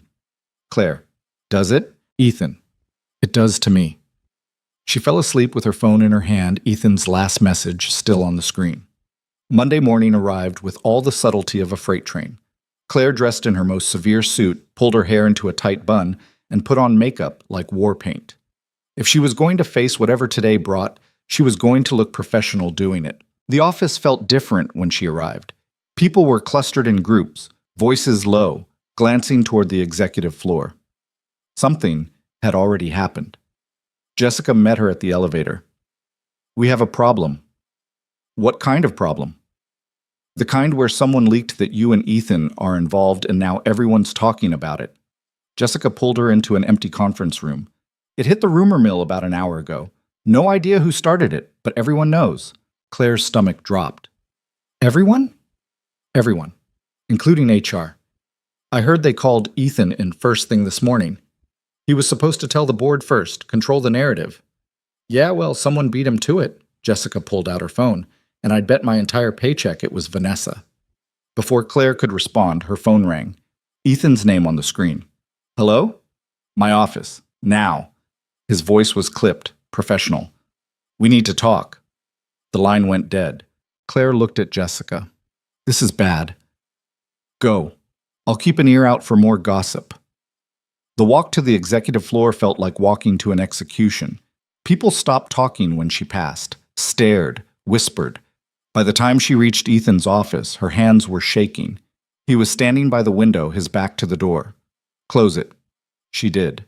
HR got an anonymous complaint this morning, he said, without turning around, alleging I've been having an inappropriate relationship with a subordinate, that I promoted you to cover it up, that I've been using company resources for personal matters. Now he turned to face her. His expression was carefully blank. They're launching an investigation. Ethan, they're also putting me on temporary administrative leave pending the investigation's outcome. The floor tilted. They can't do that. They can. They did. He moved to his desk, picked up a folder. I've been instructed to have no contact with you outside of official investigation proceedings. They're assigning you a different supervisor for the Tokyo project, and they're reviewing all of my personnel decisions from the past 3 years to ensure no favoritism. This is insane. We didn't do anything wrong. We had a relationship while you reported to me. That's against policy. I didn't report to you anymore. You promoted me first. The complaint alleges the promotion was part of the cover-up, that I moved you to avoid scrutiny. He handed her the folder. Your interview with HR is scheduled for tomorrow at 9. I suggest you review the employee handbook section on workplace relationships before then. His voice was so formal, so cold, like they were strangers. Ethan, I can't talk to you about this. Not here. Not until the investigation is complete. But his eyes were begging her to understand. I'm sorry. Claire took the folder with numb fingers. Who did this? The complaint was anonymous, but we both know who filed it. Can't we tell them about the harassment, the texts? I tried. They said without proof that the text came from her specifically. It's just my word against hers. And given the circumstances, my word doesn't count for much right now. He sat down heavily. They've frozen my access to most systems. I can't even check my own email without supervision. So what do we do? You go to your interview tomorrow. You tell the truth. You cooperate fully with the investigation. He met her eyes. And you trust that I'm going to fix this. How?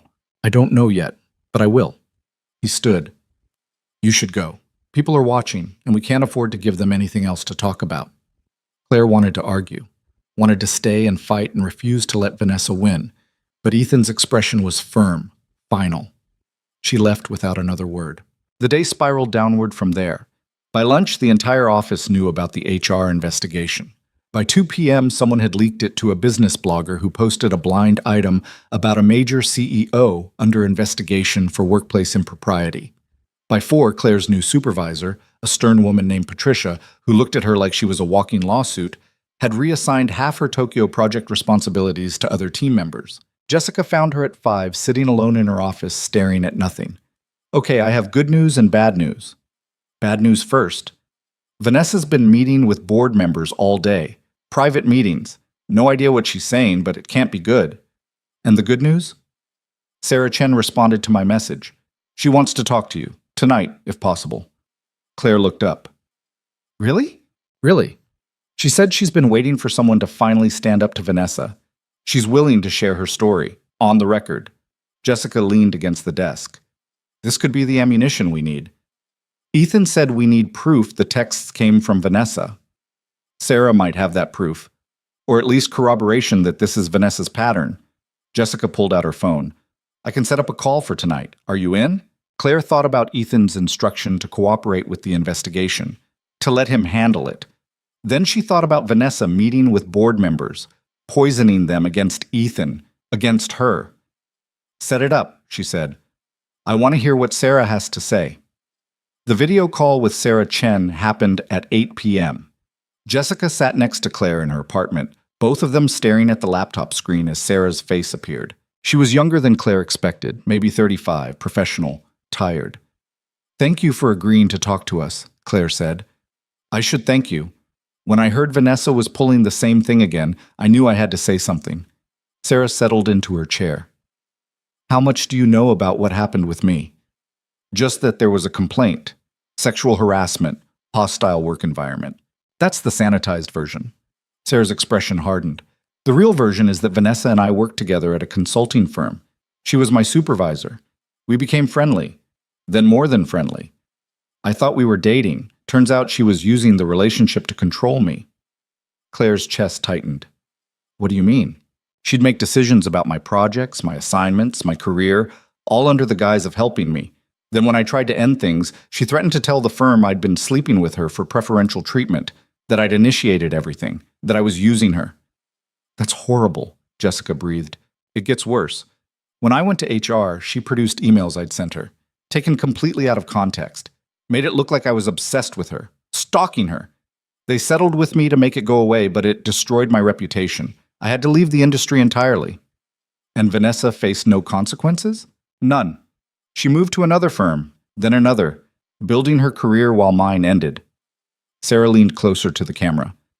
But I kept records, screenshots, original emails with full context, proof that she manipulated everything.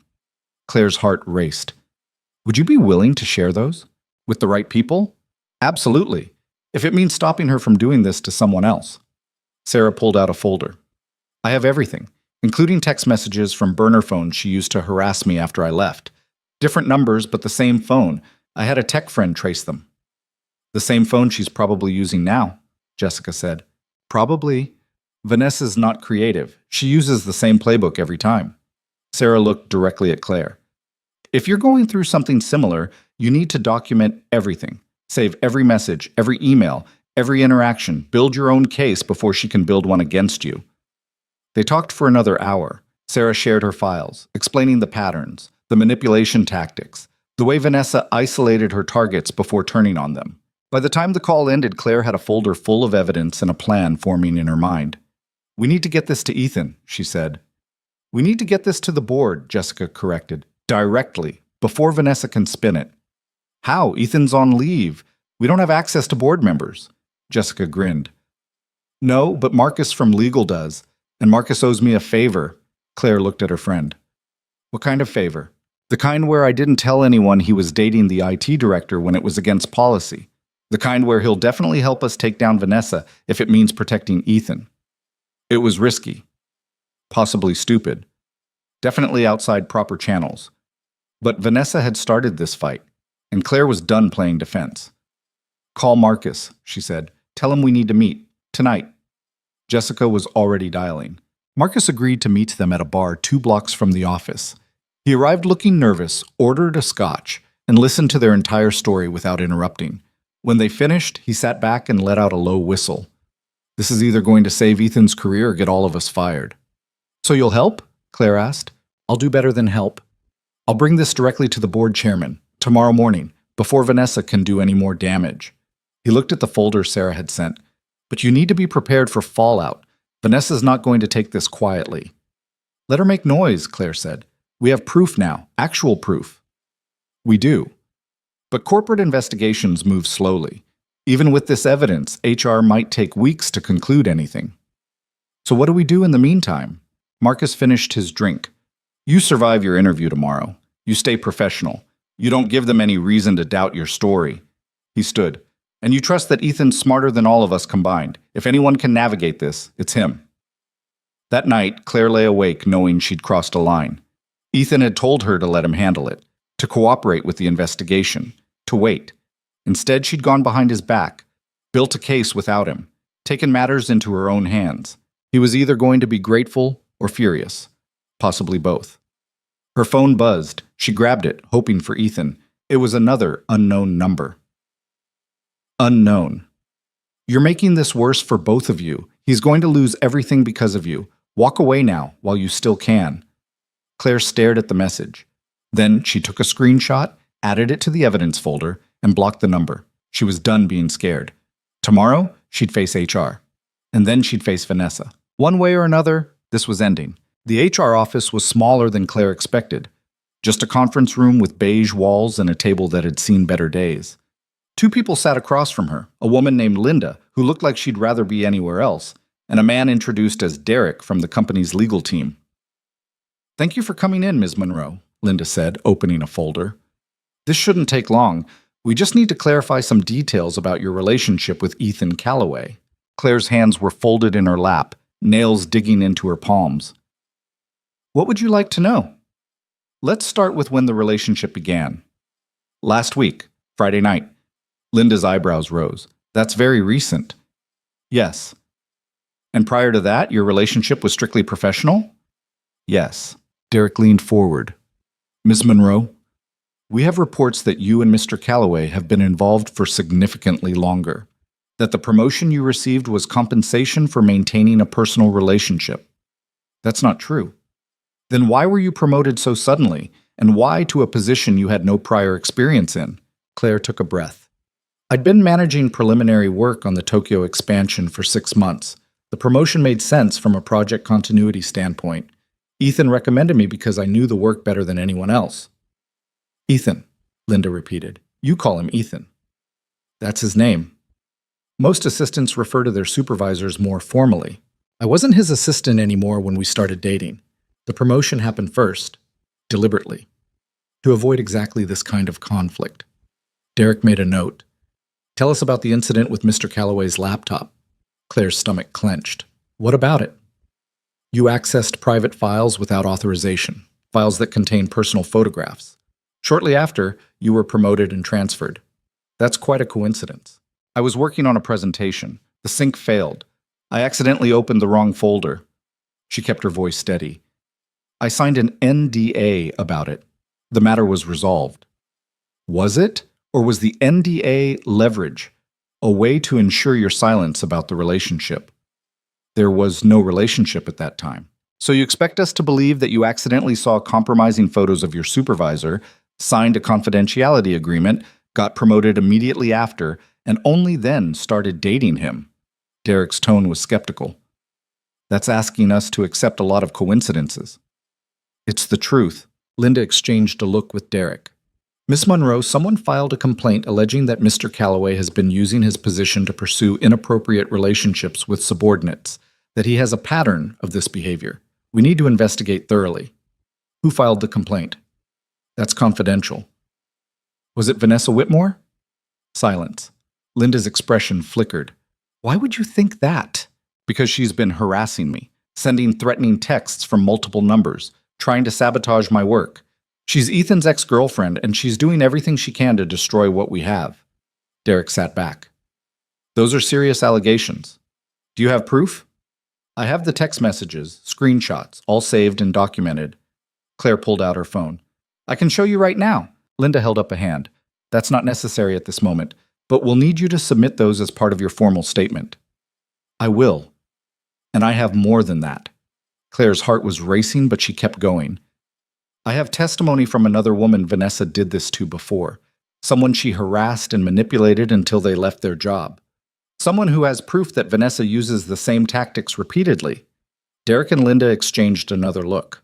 You'll need to submit all of that through proper channels, Linda said carefully.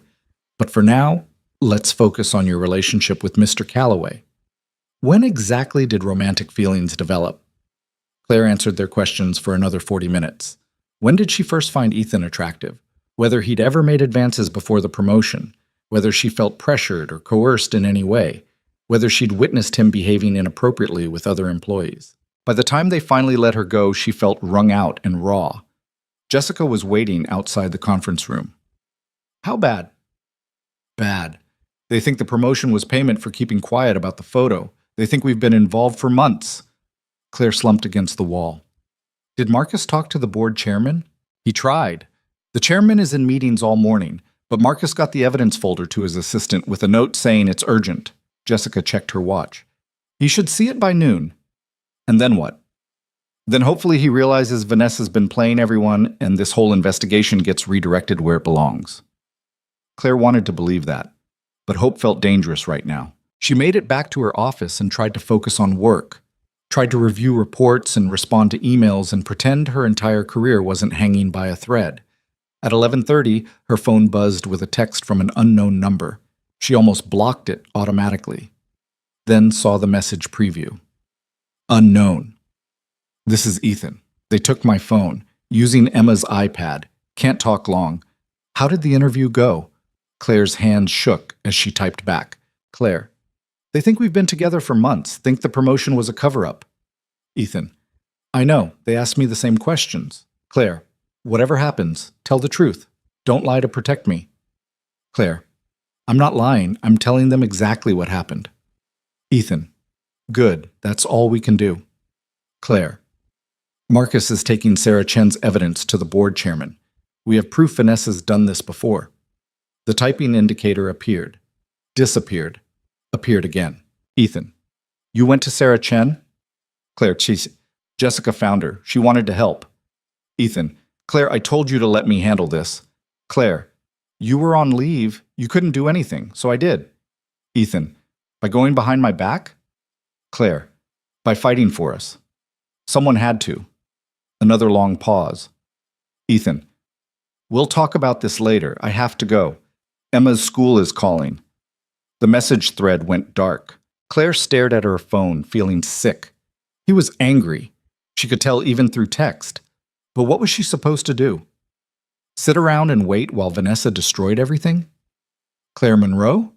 She looked up to find Vanessa standing in her doorway, perfectly composed in a cream suit. Can I help you? Claire's voice came out colder than she intended. I wanted to check in, see how you're holding up. Vanessa stepped inside and closed the door. I heard about the HR interview. That must have been difficult. What do you want, Vanessa? I want to help you. She sat down across from Claire's desk. I know how Ethan can be. How persuasive. How he makes you feel like you're special when really you're just convenient. Get out of my office. I'm trying to save you from making the same mistakes I did. Vanessa leaned forward. He told you about us, didn't he? About how it ended? He told me you became obsessive, that you harassed him, that he had to threaten legal action.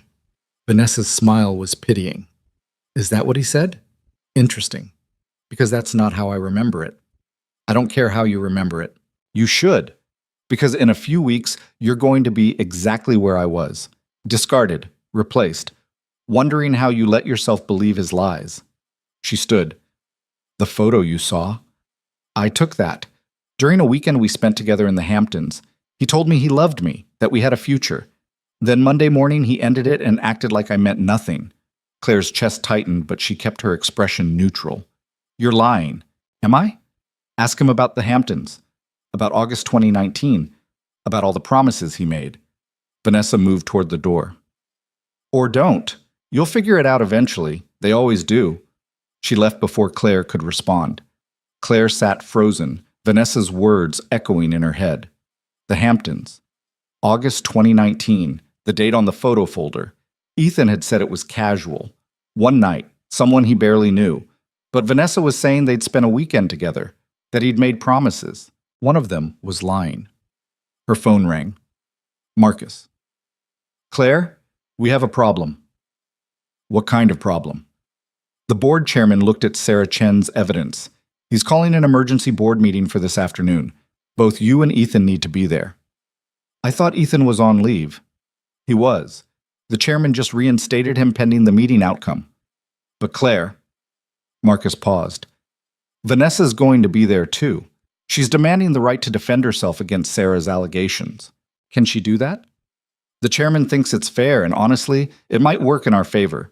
If she lies, we can catch her in it. Another pause. But you need to be prepared. This is going to get ugly. The meeting was scheduled for 3 p.m. in the main boardroom. Claire spent the intervening hours feeling like she was going to throw up. Jessica brought her tea and a pep talk. Marcus sent over the evidence folder one more time so she could review it. At 2:55, she walked into the boardroom. The space was designed to intimidate. Massive table, leather chairs, windows overlooking all of Manhattan. 7 board members sat around the table, including the chairman, a silver-haired man named Robert Chen who looked like he'd rather be playing golf. Ethan was already there, sitting at one end of the table in a fresh suit. He looked composed, professional. But when his eyes met Claire's, she saw the strain underneath. Vanessa sat opposite him, perfectly calm. Miss Monroe, please sit, Robert said, gesturing to a chair. Thank you all for coming on short notice. We have a serious matter to address, and I want to handle it quickly and fairly. He outlined the situation, the anonymous complaint, the HR investigation, the evidence Marcus had submitted about Vanessa's past behavior. Miss Whitmore, you've been accused of filing a false harassment complaint and engaging in a pattern of manipulation with former colleagues. How do you respond? Vanessa's expression was sorrowful. I'm devastated that Sarah Chen is still trying to damage my reputation after all these years.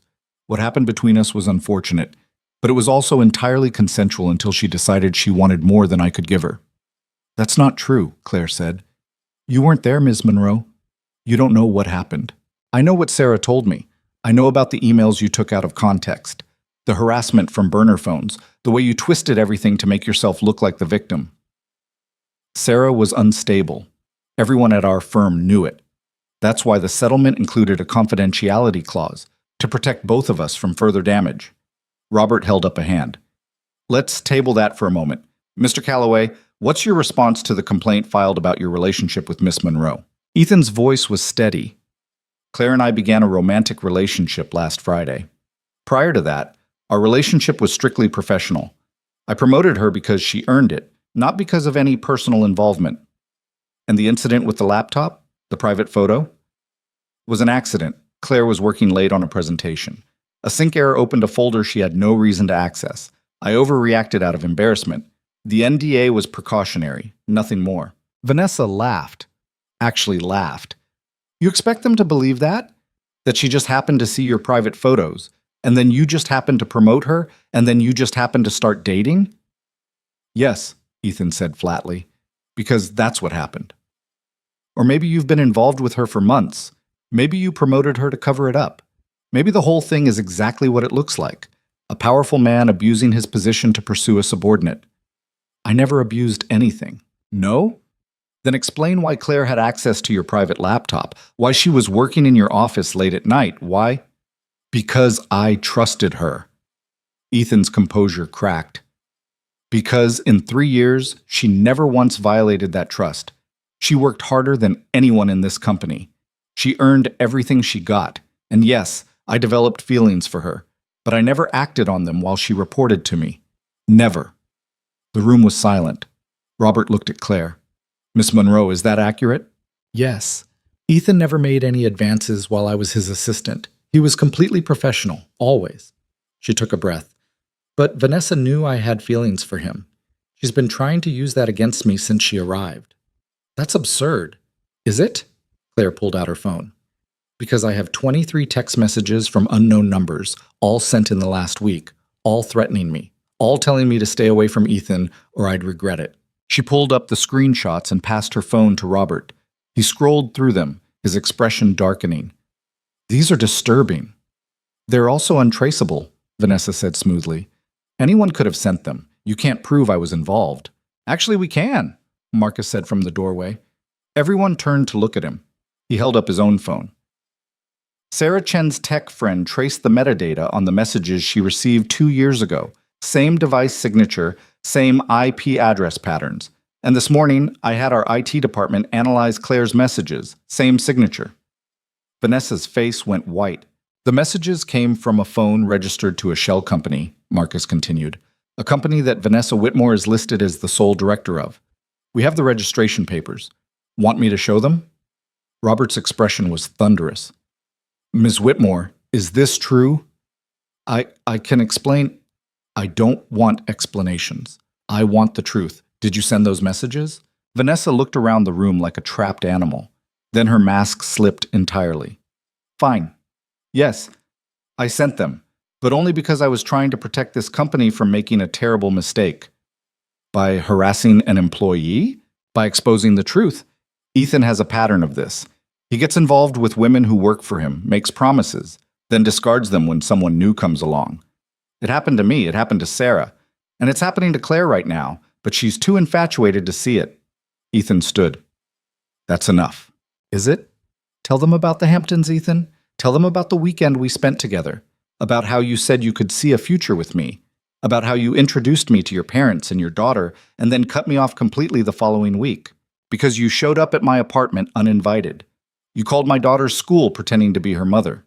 You sent flowers to my office every day for a month, even after I told you to stop. Ethan's voice was cold. I didn't discard you, Vanessa. I escaped you. That's not... I have the security footage from my building, the call logs from Emma's school, the florist receipts. I kept everything because my lawyer told me to document the harassment. He turned to Robert. I can provide all of it if needed. But the short version is that Vanessa became obsessed after I ended a brief relationship. She's been looking for revenge ever since. Vanessa's composure shattered completely. You ruined my life! You made me think I mattered, and then you threw me away like garbage. I ended a casual relationship that wasn't working. You turned it into an obsession. Because I loved you. Her voice broke. I loved you and you couldn't even see me.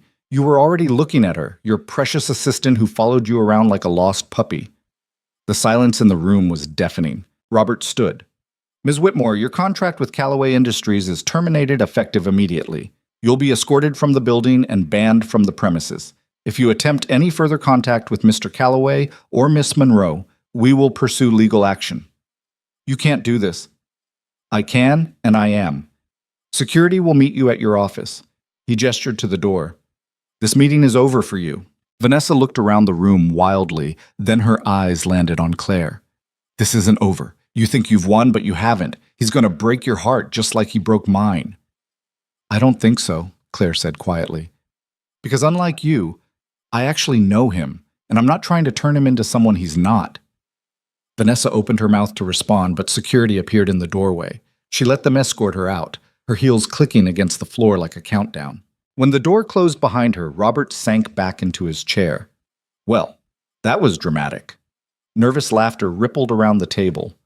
Mr. Callaway, Miss Monroe, I apologize for putting you through this, but given the allegations, we had to investigate thoroughly. He looked between them. That said, I do have concerns about the relationship. Not about impropriety, I believe your account of events, but about optics. The company can't afford even the appearance of favoritism. I understand, Ethan said. What do you recommend? Miss Monroe's promotion stands.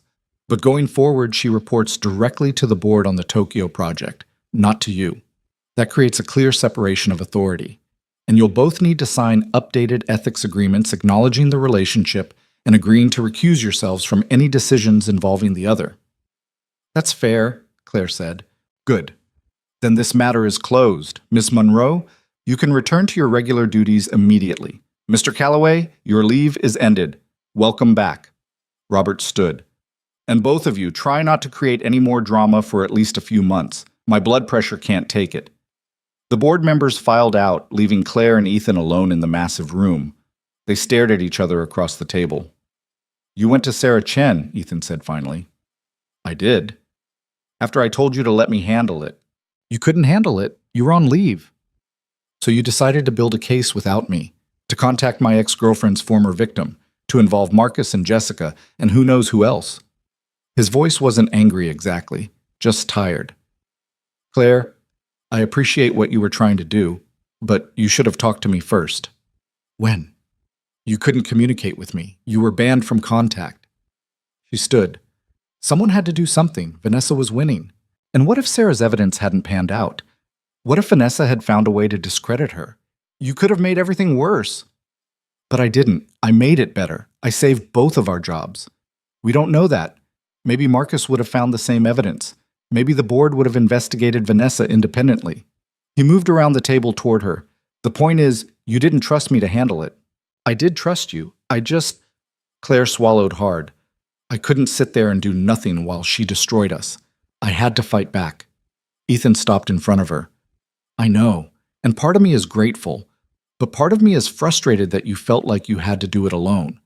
We're supposed to be a team." "We are a team. That's why I did it, to protect both of us." "By excluding me from the plan? By doing what needed to be done when you couldn't?" They stood there, neither backing down, both too stubborn to admit the other had a point. Finally, Ethan sighed. "I'm not good at this." "At what?" "At letting people help me. At not controlling everything. At trusting that someone else can fix problems I think I should handle." He took her hand. "I spent 10 years being the only one I could rely on. And now I have you, and I don't know how to let you in without feeling like I'm losing control." Claire's anger softened. "I'm not trying to take control. I'm trying to share it." "I know. And I need to get better at letting you." He pulled her closer. "But you need to get better at telling me when you're planning something crazy. Because finding out after the fact that you contacted Sarah and built an entire case without me, that hurt. I'm sorry, I should have found a way to tell you." "Yeah, you should have." He kissed her forehead. "But I'm also sorry for not trusting that you could handle Vanessa, for trying to protect you instead of fighting beside you. So we're both terrible at this." "Apparently." His arms came around her. "But at least we're terrible together." Claire laughed despite everything. "That's the most romantic thing anyone's ever said to me. Give me time. I'll come up with better." He pulled back to look at her. "Claire, I meant what I said in those texts. I love you, even when you're going behind my back to save my job. I love you too, even when you're being a controlling workaholic. We're going to make a terrible couple. Probably." She kissed him. "But I'm okay with that." His phone buzzed. He glanced at it and groaned. Emma's school. Again. Apparently she told her entire class her dad has a girlfriend now, and they want confirmation for their records. "You're going to confirm it, right? Are you kidding? She'll never let me hear the end of it if I don't." He pulled Claire toward the door. "Come on, we're picking her up together. Time for you to be officially introduced as the woman who deals with my terrible personality." "I thought I was your girlfriend." "Same thing." They left the boardroom hand in hand, and for the first time in days, Claire felt like she could breathe. Vanessa was gone. The investigation was over. The board knew the truth, and Ethan Calloway, billionaire workaholic with control issues and a 7-year-old daughter, was hers. They made it to the elevator before Jessica appeared, practically vibrating with excitement. "Oh my God, is it true? Is Vanessa really banned from the building?" "Permanently," Ethan said. "And you two are officially together, like board-approved together?" "With ethics paperwork to prove it," Claire added. Jessica squealed and pulled Claire into a hug. "I told you it would work out. I told you he was worth fighting for." "You were right. I'm always right. Remember that." She released Claire and pointed at Ethan.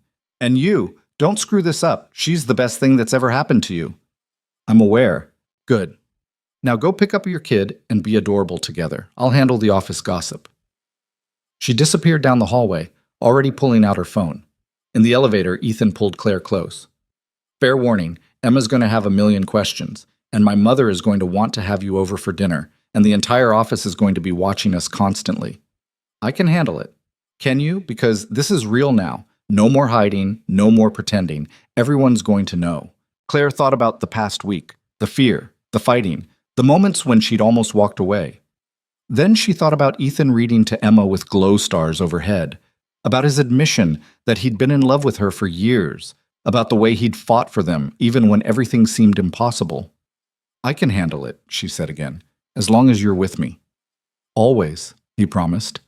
And when he kissed her, Claire believed him. Emma was waiting outside her school with a teacher when they arrived, bouncing on her toes like she'd had too much sugar. The moment she spotted them walking up together, her entire face lit up. I knew it! I told Mrs. Patterson you were dating, and she didn't believe me. She ran over and grabbed both their hands. Can we get ice cream, please? I want to celebrate.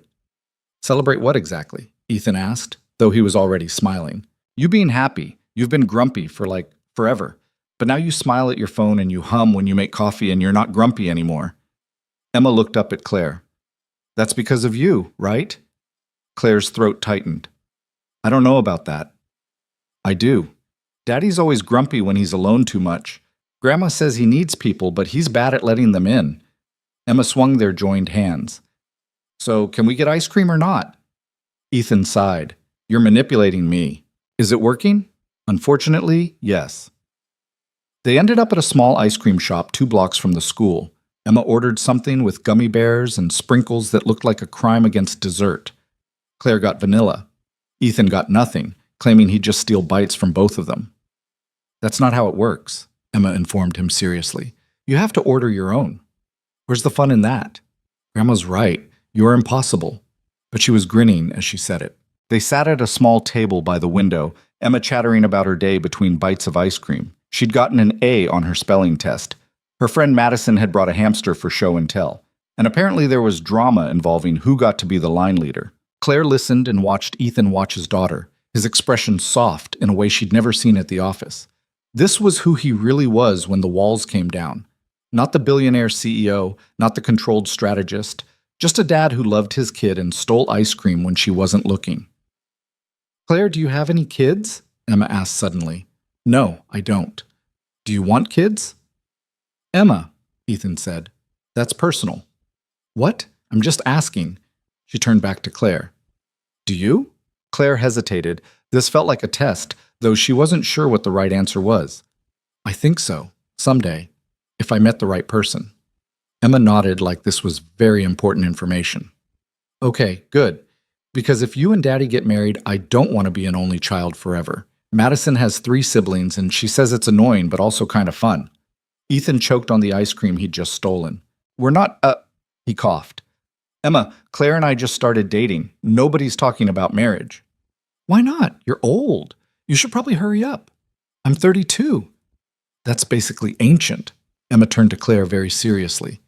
He's bad at emotions. Grandma says it's because he's scared of getting hurt again, but he's really nice once you get past the grumpy part. And he makes really good pancakes. Not as good as Grandma's, but pretty good. Claire bit back a laugh. That's good to know. And he works too much, but if you tell him to stop, he usually does. Eventually. Sometimes. Emma paused. Okay, he never stops. But he tries to feel bad about it. Emma Marie Calloway, Ethan said. Stop giving Claire reasons to run away. I'm not running, Claire said quietly. I promise. The look Ethan gave her was worth every difficult moment of the past week. They walked Emma back to Ethan's penthouse, her small hand warm in Claire's. The doorman greeted them with a knowing smile, and the elevator ride up felt different than it had the first time. Less terrifying, more like coming home. Can Claire stay for dinner? Emma asked as they walked in. Please? I want to show her my new art project. Ethan looked at Claire. You don't have to. I'd like to, Claire said, if that's okay. It's more than okay. So Claire stayed.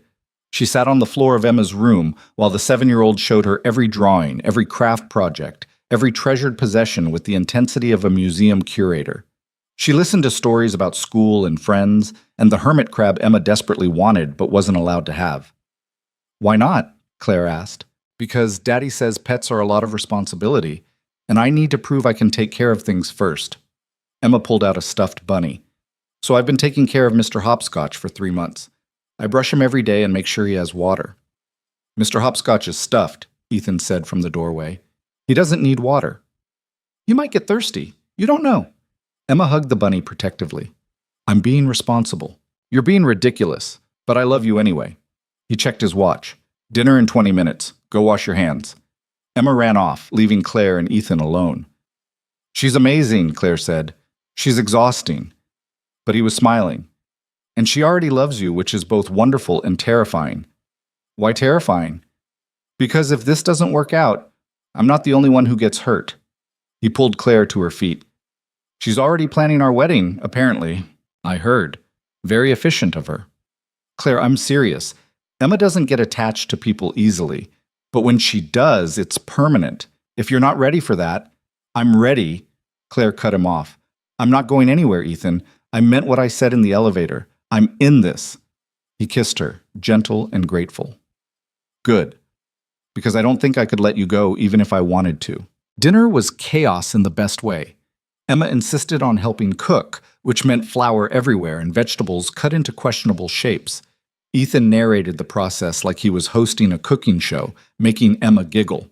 Claire set the table and tried not to think about how domestic this all felt. How right.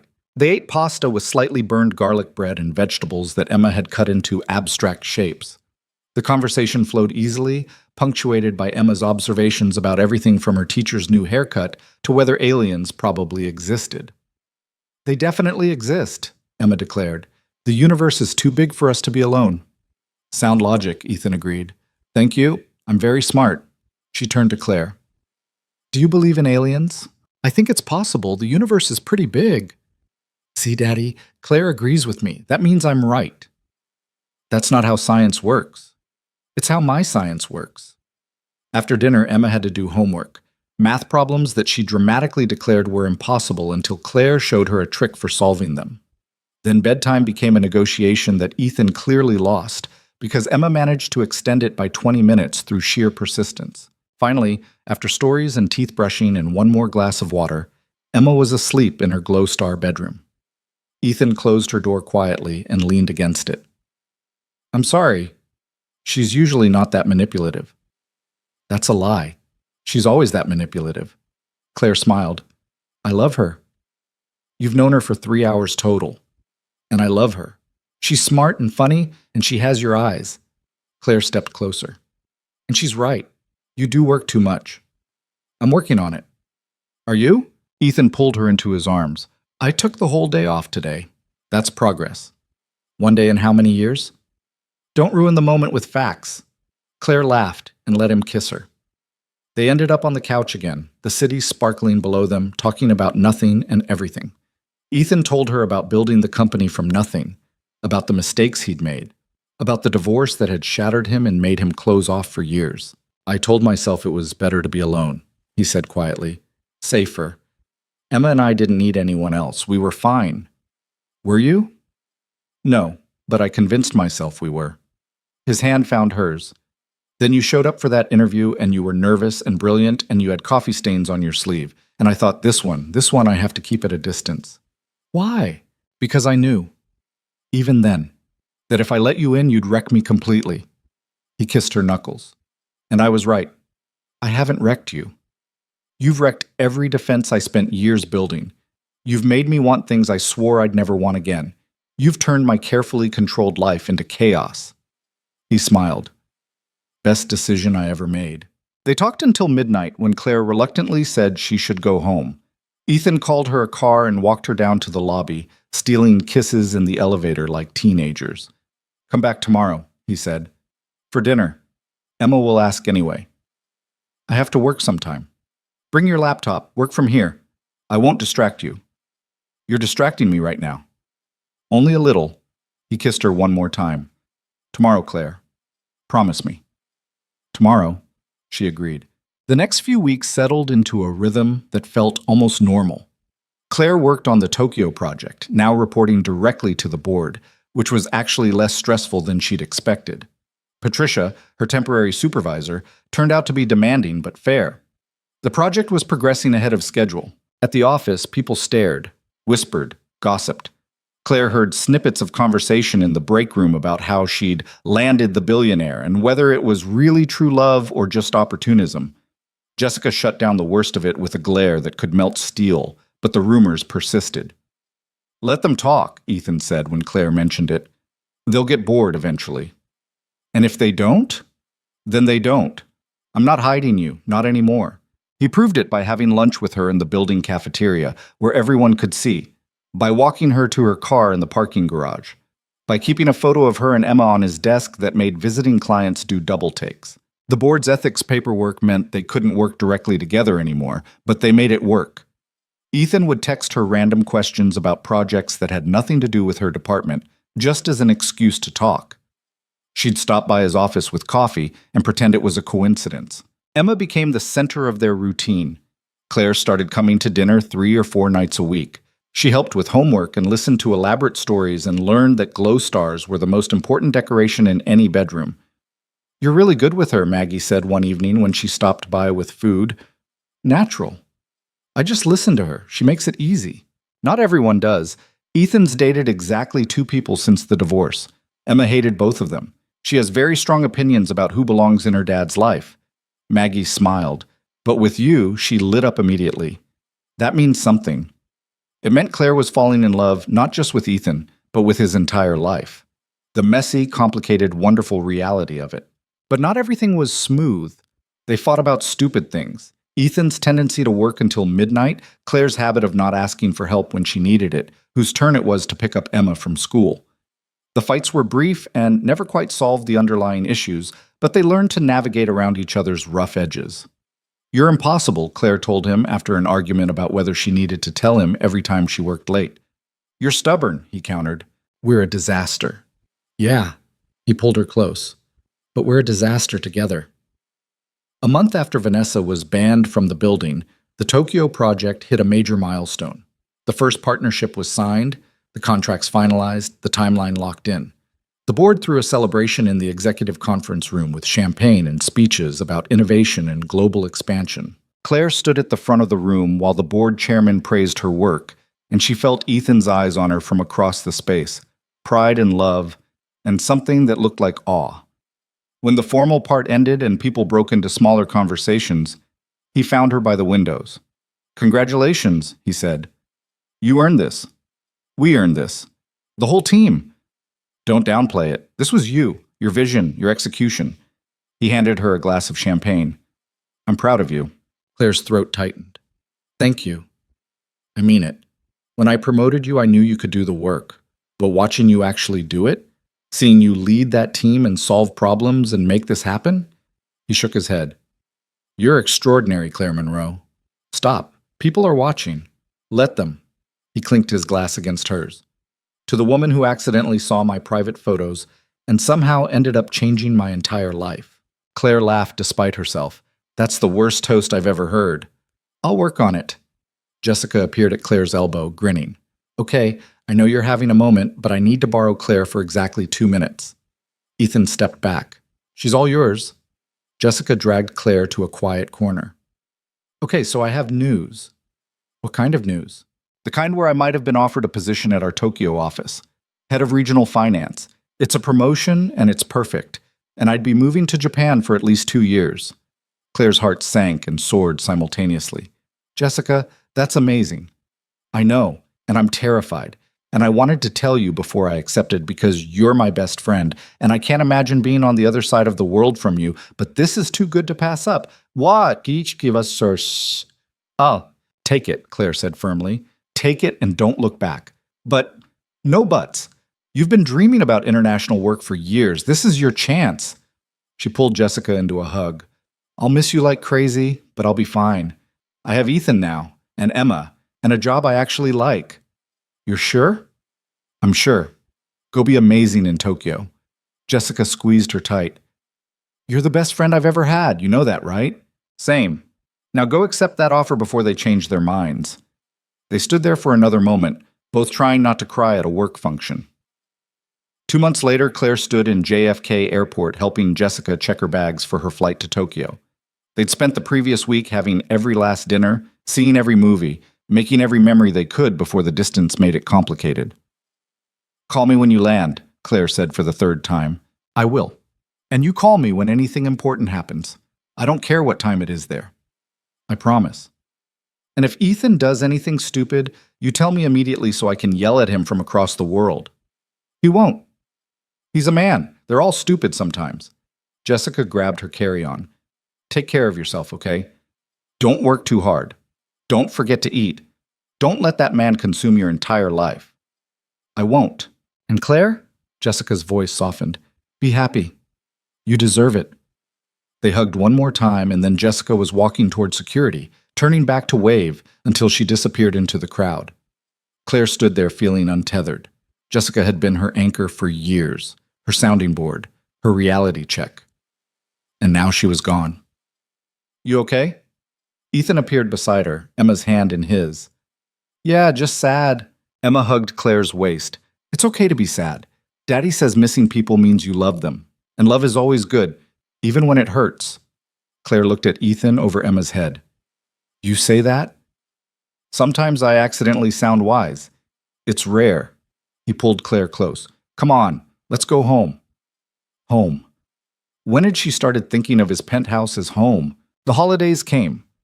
Claire spent Thanksgiving with Ethan and Emma and his parents in a meal that was chaotic and perfect. Emma insisted on making a gratitude list where everyone had to say what they were thankful for. When it was Claire's turn, she looked around the table and felt something shift in her chest.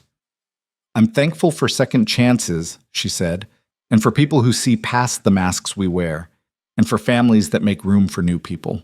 Maggie's eyes went shiny. Richard raised his glass. Emma declared it was really good, which was high praise coming from a 7-year-old. And Ethan reached under the table and squeezed her hand. Christmas was even better. Emma's excitement was infectious, dragging Claire and Ethan out of bed at 6 a.m. to see what Santa had brought. The living room was chaos, wrapping paper everywhere, Emma's delighted shrieks, Ethan's coffee-deprived attempts to assemble toys. Claire had brought gifts for both of them.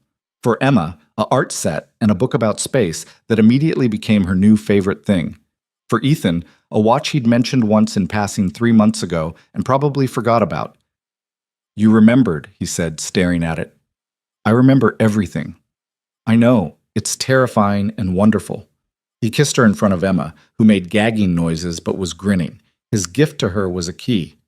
Claire stared at it, not understanding. What's this? A key to the apartment. I know you have your own place and I'm not asking you to give it up, but I want you to have this, so you can come and go whenever you want, so this can be your home too, if you want it to be. Emma was watching them with huge eyes. Does this mean Claire's moving in? Only if she wants to, Ethan said, his eyes on Claire. Claire's hands were shaking. This was huge, enormous, the kind of commitment that should terrify her. Instead, it felt like relief. I want to, she said. I really want to. Emma cheered. Ethan's smile was brighter than all the Christmas lights combined, and Claire felt something settle into place that she hadn't known was missing. Moving in was gradual. Claire kept her apartment at first, bringing over clothes and books and random belongings in waves. But slowly, the penthouse became home. Her coffee mug in the kitchen, her favorite blanket on the couch, her books on the shelves next to Ethan's business manuals, and Emma's children's books. They found a rhythm. Ethan still worked too much, but he was getting better at leaving the office at reasonable hours. Claire still struggled to ask for help, but she was learning. Emma thrived with the stability, her confidence growing as she realized Claire wasn't going anywhere. You're really staying? She asked one night during bedtime stories. I'm really staying, Claire promised. Forever? That's the plan. Good. Because I already told Madison you're basically my mom now, and I'd look stupid if you left. Claire's eyes stung. I wouldn't want you to look stupid. Exactly. So you have to stay. Emma snuggled into her pillow. I love you, Claire. It was the first time she'd said it. Claire had to take a moment before she could respond. I love you too, sweetheart. When she left Emma's room, Ethan was waiting in the hallway. She said it, didn't she? How did you know? Because I've been waiting for her to say it for weeks. She told me she loved you a month ago. She's just been waiting for the right moment to tell you. He pulled Claire into his arms. My daughter has better timing than I do. Your daughter is perfect. She really is. And so are you. He kissed her slowly. Thank you. For what? For staying. For loving us. For turning our lives into something I didn't know we needed. His forehead rested against hers. For being brave enough to see that photo and not run away. Claire laughed. That's what you're thanking me for? It started everything. So yeah, he smiled. Best accident of my life. Work continued. The Tokyo project expanded into phase 2. Claire's team grew. She traveled to Japan twice for meetings, and both times Ethan and Emma video called her every night, Emma showing her drawings, and Ethan just wanting to see her face. I miss you, he said on the third night of her second trip. I've been gone for 72 hours. 72 hours too long. You're ridiculous. I'm in love. It's made me soft. But he was smiling. Come home soon. 2 more days. I'll survive. Barely. The company thrived. The board was pleased with the Tokyo expansion and started talking about other international markets. Ethan was approached by 3 different business magazines for profiles. He turned down 2 and only agreed to the third because they promised to focus on the company's work rather than his personal life. The article came out in March. It mentioned Claire exactly once, in a paragraph about Callaway Industries' company culture and how Ethan valued promoting from within. She was described as the architect of the Tokyo expansion and a rising star in international business development. That's it? Emma said, reading over Claire's shoulder. They should have said you're pretty and smart and you make good pancakes. That's not really what business magazines focus on, honey. Then they're doing it wrong. The second anniversary of Claire's promotion came and went without fanfare. She was too busy with phase 3 of the Tokyo project to even notice until Ethan mentioned it. 2 years, he said over dinner, since I promoted you and started this whole mess. Best mess of my life, Claire said. Emma looked up from her pasta. Are you guys going to get married or what? Because Madison's parents got engaged after dating for like 6 months. You've been together way longer. Emma, Ethan started. What? It's a reasonable question. Grandma asks me all the time if you've proposed yet. My mother needs a hobby. She has lots of hobbies. You proposing is just her favorite one to talk about. Emma turned to Claire. Would you say yes, if he asked? Claire's heart was racing. I think that's between me and your dad. So that's a yes, cool. Emma went back to her pasta like she hadn't just dropped a bomb in the middle of dinner. Later, after Emma was asleep, Ethan found Claire on the balcony overlooking the city. Sorry about that, he said. She's subtle as a brick. She's fine. She's just excited. She's not the only one. Claire looked at him. What? Ethan pulled a small box from his pocket. I was going to do this differently, take you somewhere romantic, plan something elaborate. But Emma's right. I'm taking too long. Ethan, I've been carrying this around for 2 months, waiting for the perfect moment. But then I realized every moment with you is perfect, even the messy ones, especially the messy ones. He opened the box to reveal a ring that was simple and beautiful and exactly what Claire would have chosen. Marry me, Claire. Make this chaos permanent. Claire's vision blurred with tears. That's the worst proposal I've ever heard. I'll work on it. Yes. He blinked. Yes? Yes, I'll marry you. Yes to the chaos. Yes to all of it. She laughed through tears. But you really need better speeches. He kissed her, and the ring box fell forgotten as he lifted her off the ground. When they finally broke apart, they were both laughing. Emma's going to lose her mind, Claire said. Emma already knows. I asked her permission 2 months ago. She helped pick the ring. Of course she did. They told Emma the next morning. She screamed so loud the neighbors probably called the police. Then she insisted they call Maggie immediately, even though it was 6 a.m. Maggie answered on the first ring. It's about time. I'll start planning the engagement party. The wedding happened 6 months later. Small, intimate, just family and close friends in a garden in the West Village. Emma was the flower girl and took her job so seriously she created a chart showing exactly how many petals to drop per step. Jessica flew in from Tokyo to be Claire's maid of honor. I told you he was worth it, she whispered before Claire walked down the aisle. You did. Thank you for being insufferably right. Always am. Now go marry your billionaire. The ceremony was short and sweet. Ethan cried, which he swore he wouldn't do. Emma cried, which she also swore she wouldn't do. Claire made it through her vows before losing it completely. I promise to love you even when you work too late, she said, To call you out when you're being impossible. To be your partner in all things, even the scary ones. To love Emma like she's mine. And to never ever look at your private files without permission again. The guests laughed. Ethan was grinning through tears. I promise to let you in, he said. Even when it's hard. Even when I want to control everything. To trust you with my heart and my daughter and my laptop password. More laughter. To love you the way you deserve to be loved. Completely. Messily. Forever. They kissed, and Emma cheered, and somewhere in the crowd Maggie was definitely crying. The reception was at Ethan's parents' brownstone, the garden strung with lights and filled with music. Claire danced with Ethan, with Emma, with Richard, who told her she'd made his son human again. He was so closed off after the divorce, Richard said. I worried he'd stay that way forever, but you cracked him open. Thank you for that. He cracked me open too, Claire admitted. We're even. Later, when Emma was asleep on a garden chair and the guests had dwindled to just family, Claire and Ethan stood at the edge of the celebration, watching everyone they loved. I can't believe we're married, Claire said. I can't believe you saw that photo and didn't run screaming. Are we ever going to stop talking about the photo? Probably not. It's our origin story. The worst origin story in history. Debatable. He pulled her close. I think it's perfect. You accidentally saw me at my most vulnerable, and instead of using it against me or walking away, you stayed. You fought for us. You loved me anyway. Claire thought about the past 2 years, the fear and fighting and moments when everything seemed impossible, the gradual building of trust, the way Ethan had learned to let her in and she'd learned to ask for help, the way they'd built something real from what started as an embarrassing accident. I'd do it again, she said, all of it, every difficult moment. Even Vanessa, because she taught us to fight for each other, to not let anyone come between us. Speaking of which, Ethan pulled out his phone. I got an email from Sarah Chen last week, wanted to thank us for taking down Vanessa. Apparently she got blacklisted from consulting after word got out about the harassment pattern. Sarah got her career back. That's wonderful. It is.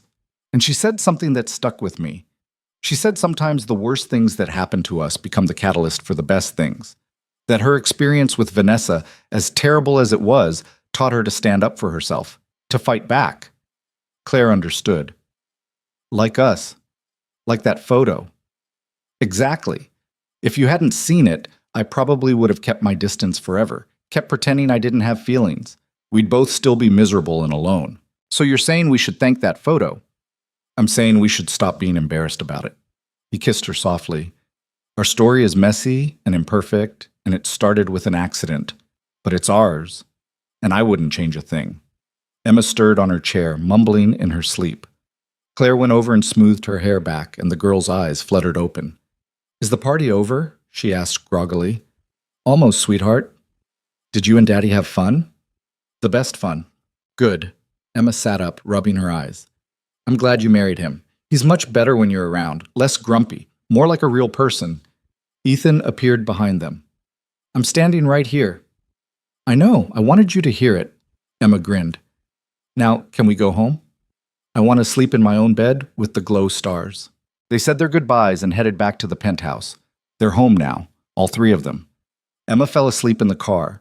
Ethan carried her inside and Claire followed, taking off her heels in the elevator. After Emma was tucked into bed, they stood in the living room looking out at the city. The same view Claire had seen the first time she'd come here, when everything was uncertain and terrifying. What are you thinking? Ethan asked. That I almost let fear win. Almost walked away because Vanessa made me doubt everything. Claire leaned against him. I'm glad I didn't. Me too. He was quiet for a moment. You know what I learned from all of this? What? That love isn't about being perfect. It's about being brave enough to be imperfect together. About trusting someone with your mess and believing they'll stay anyway. That's very wise for someone who's terrible at emotions. I have a good teacher. He turned her to face him.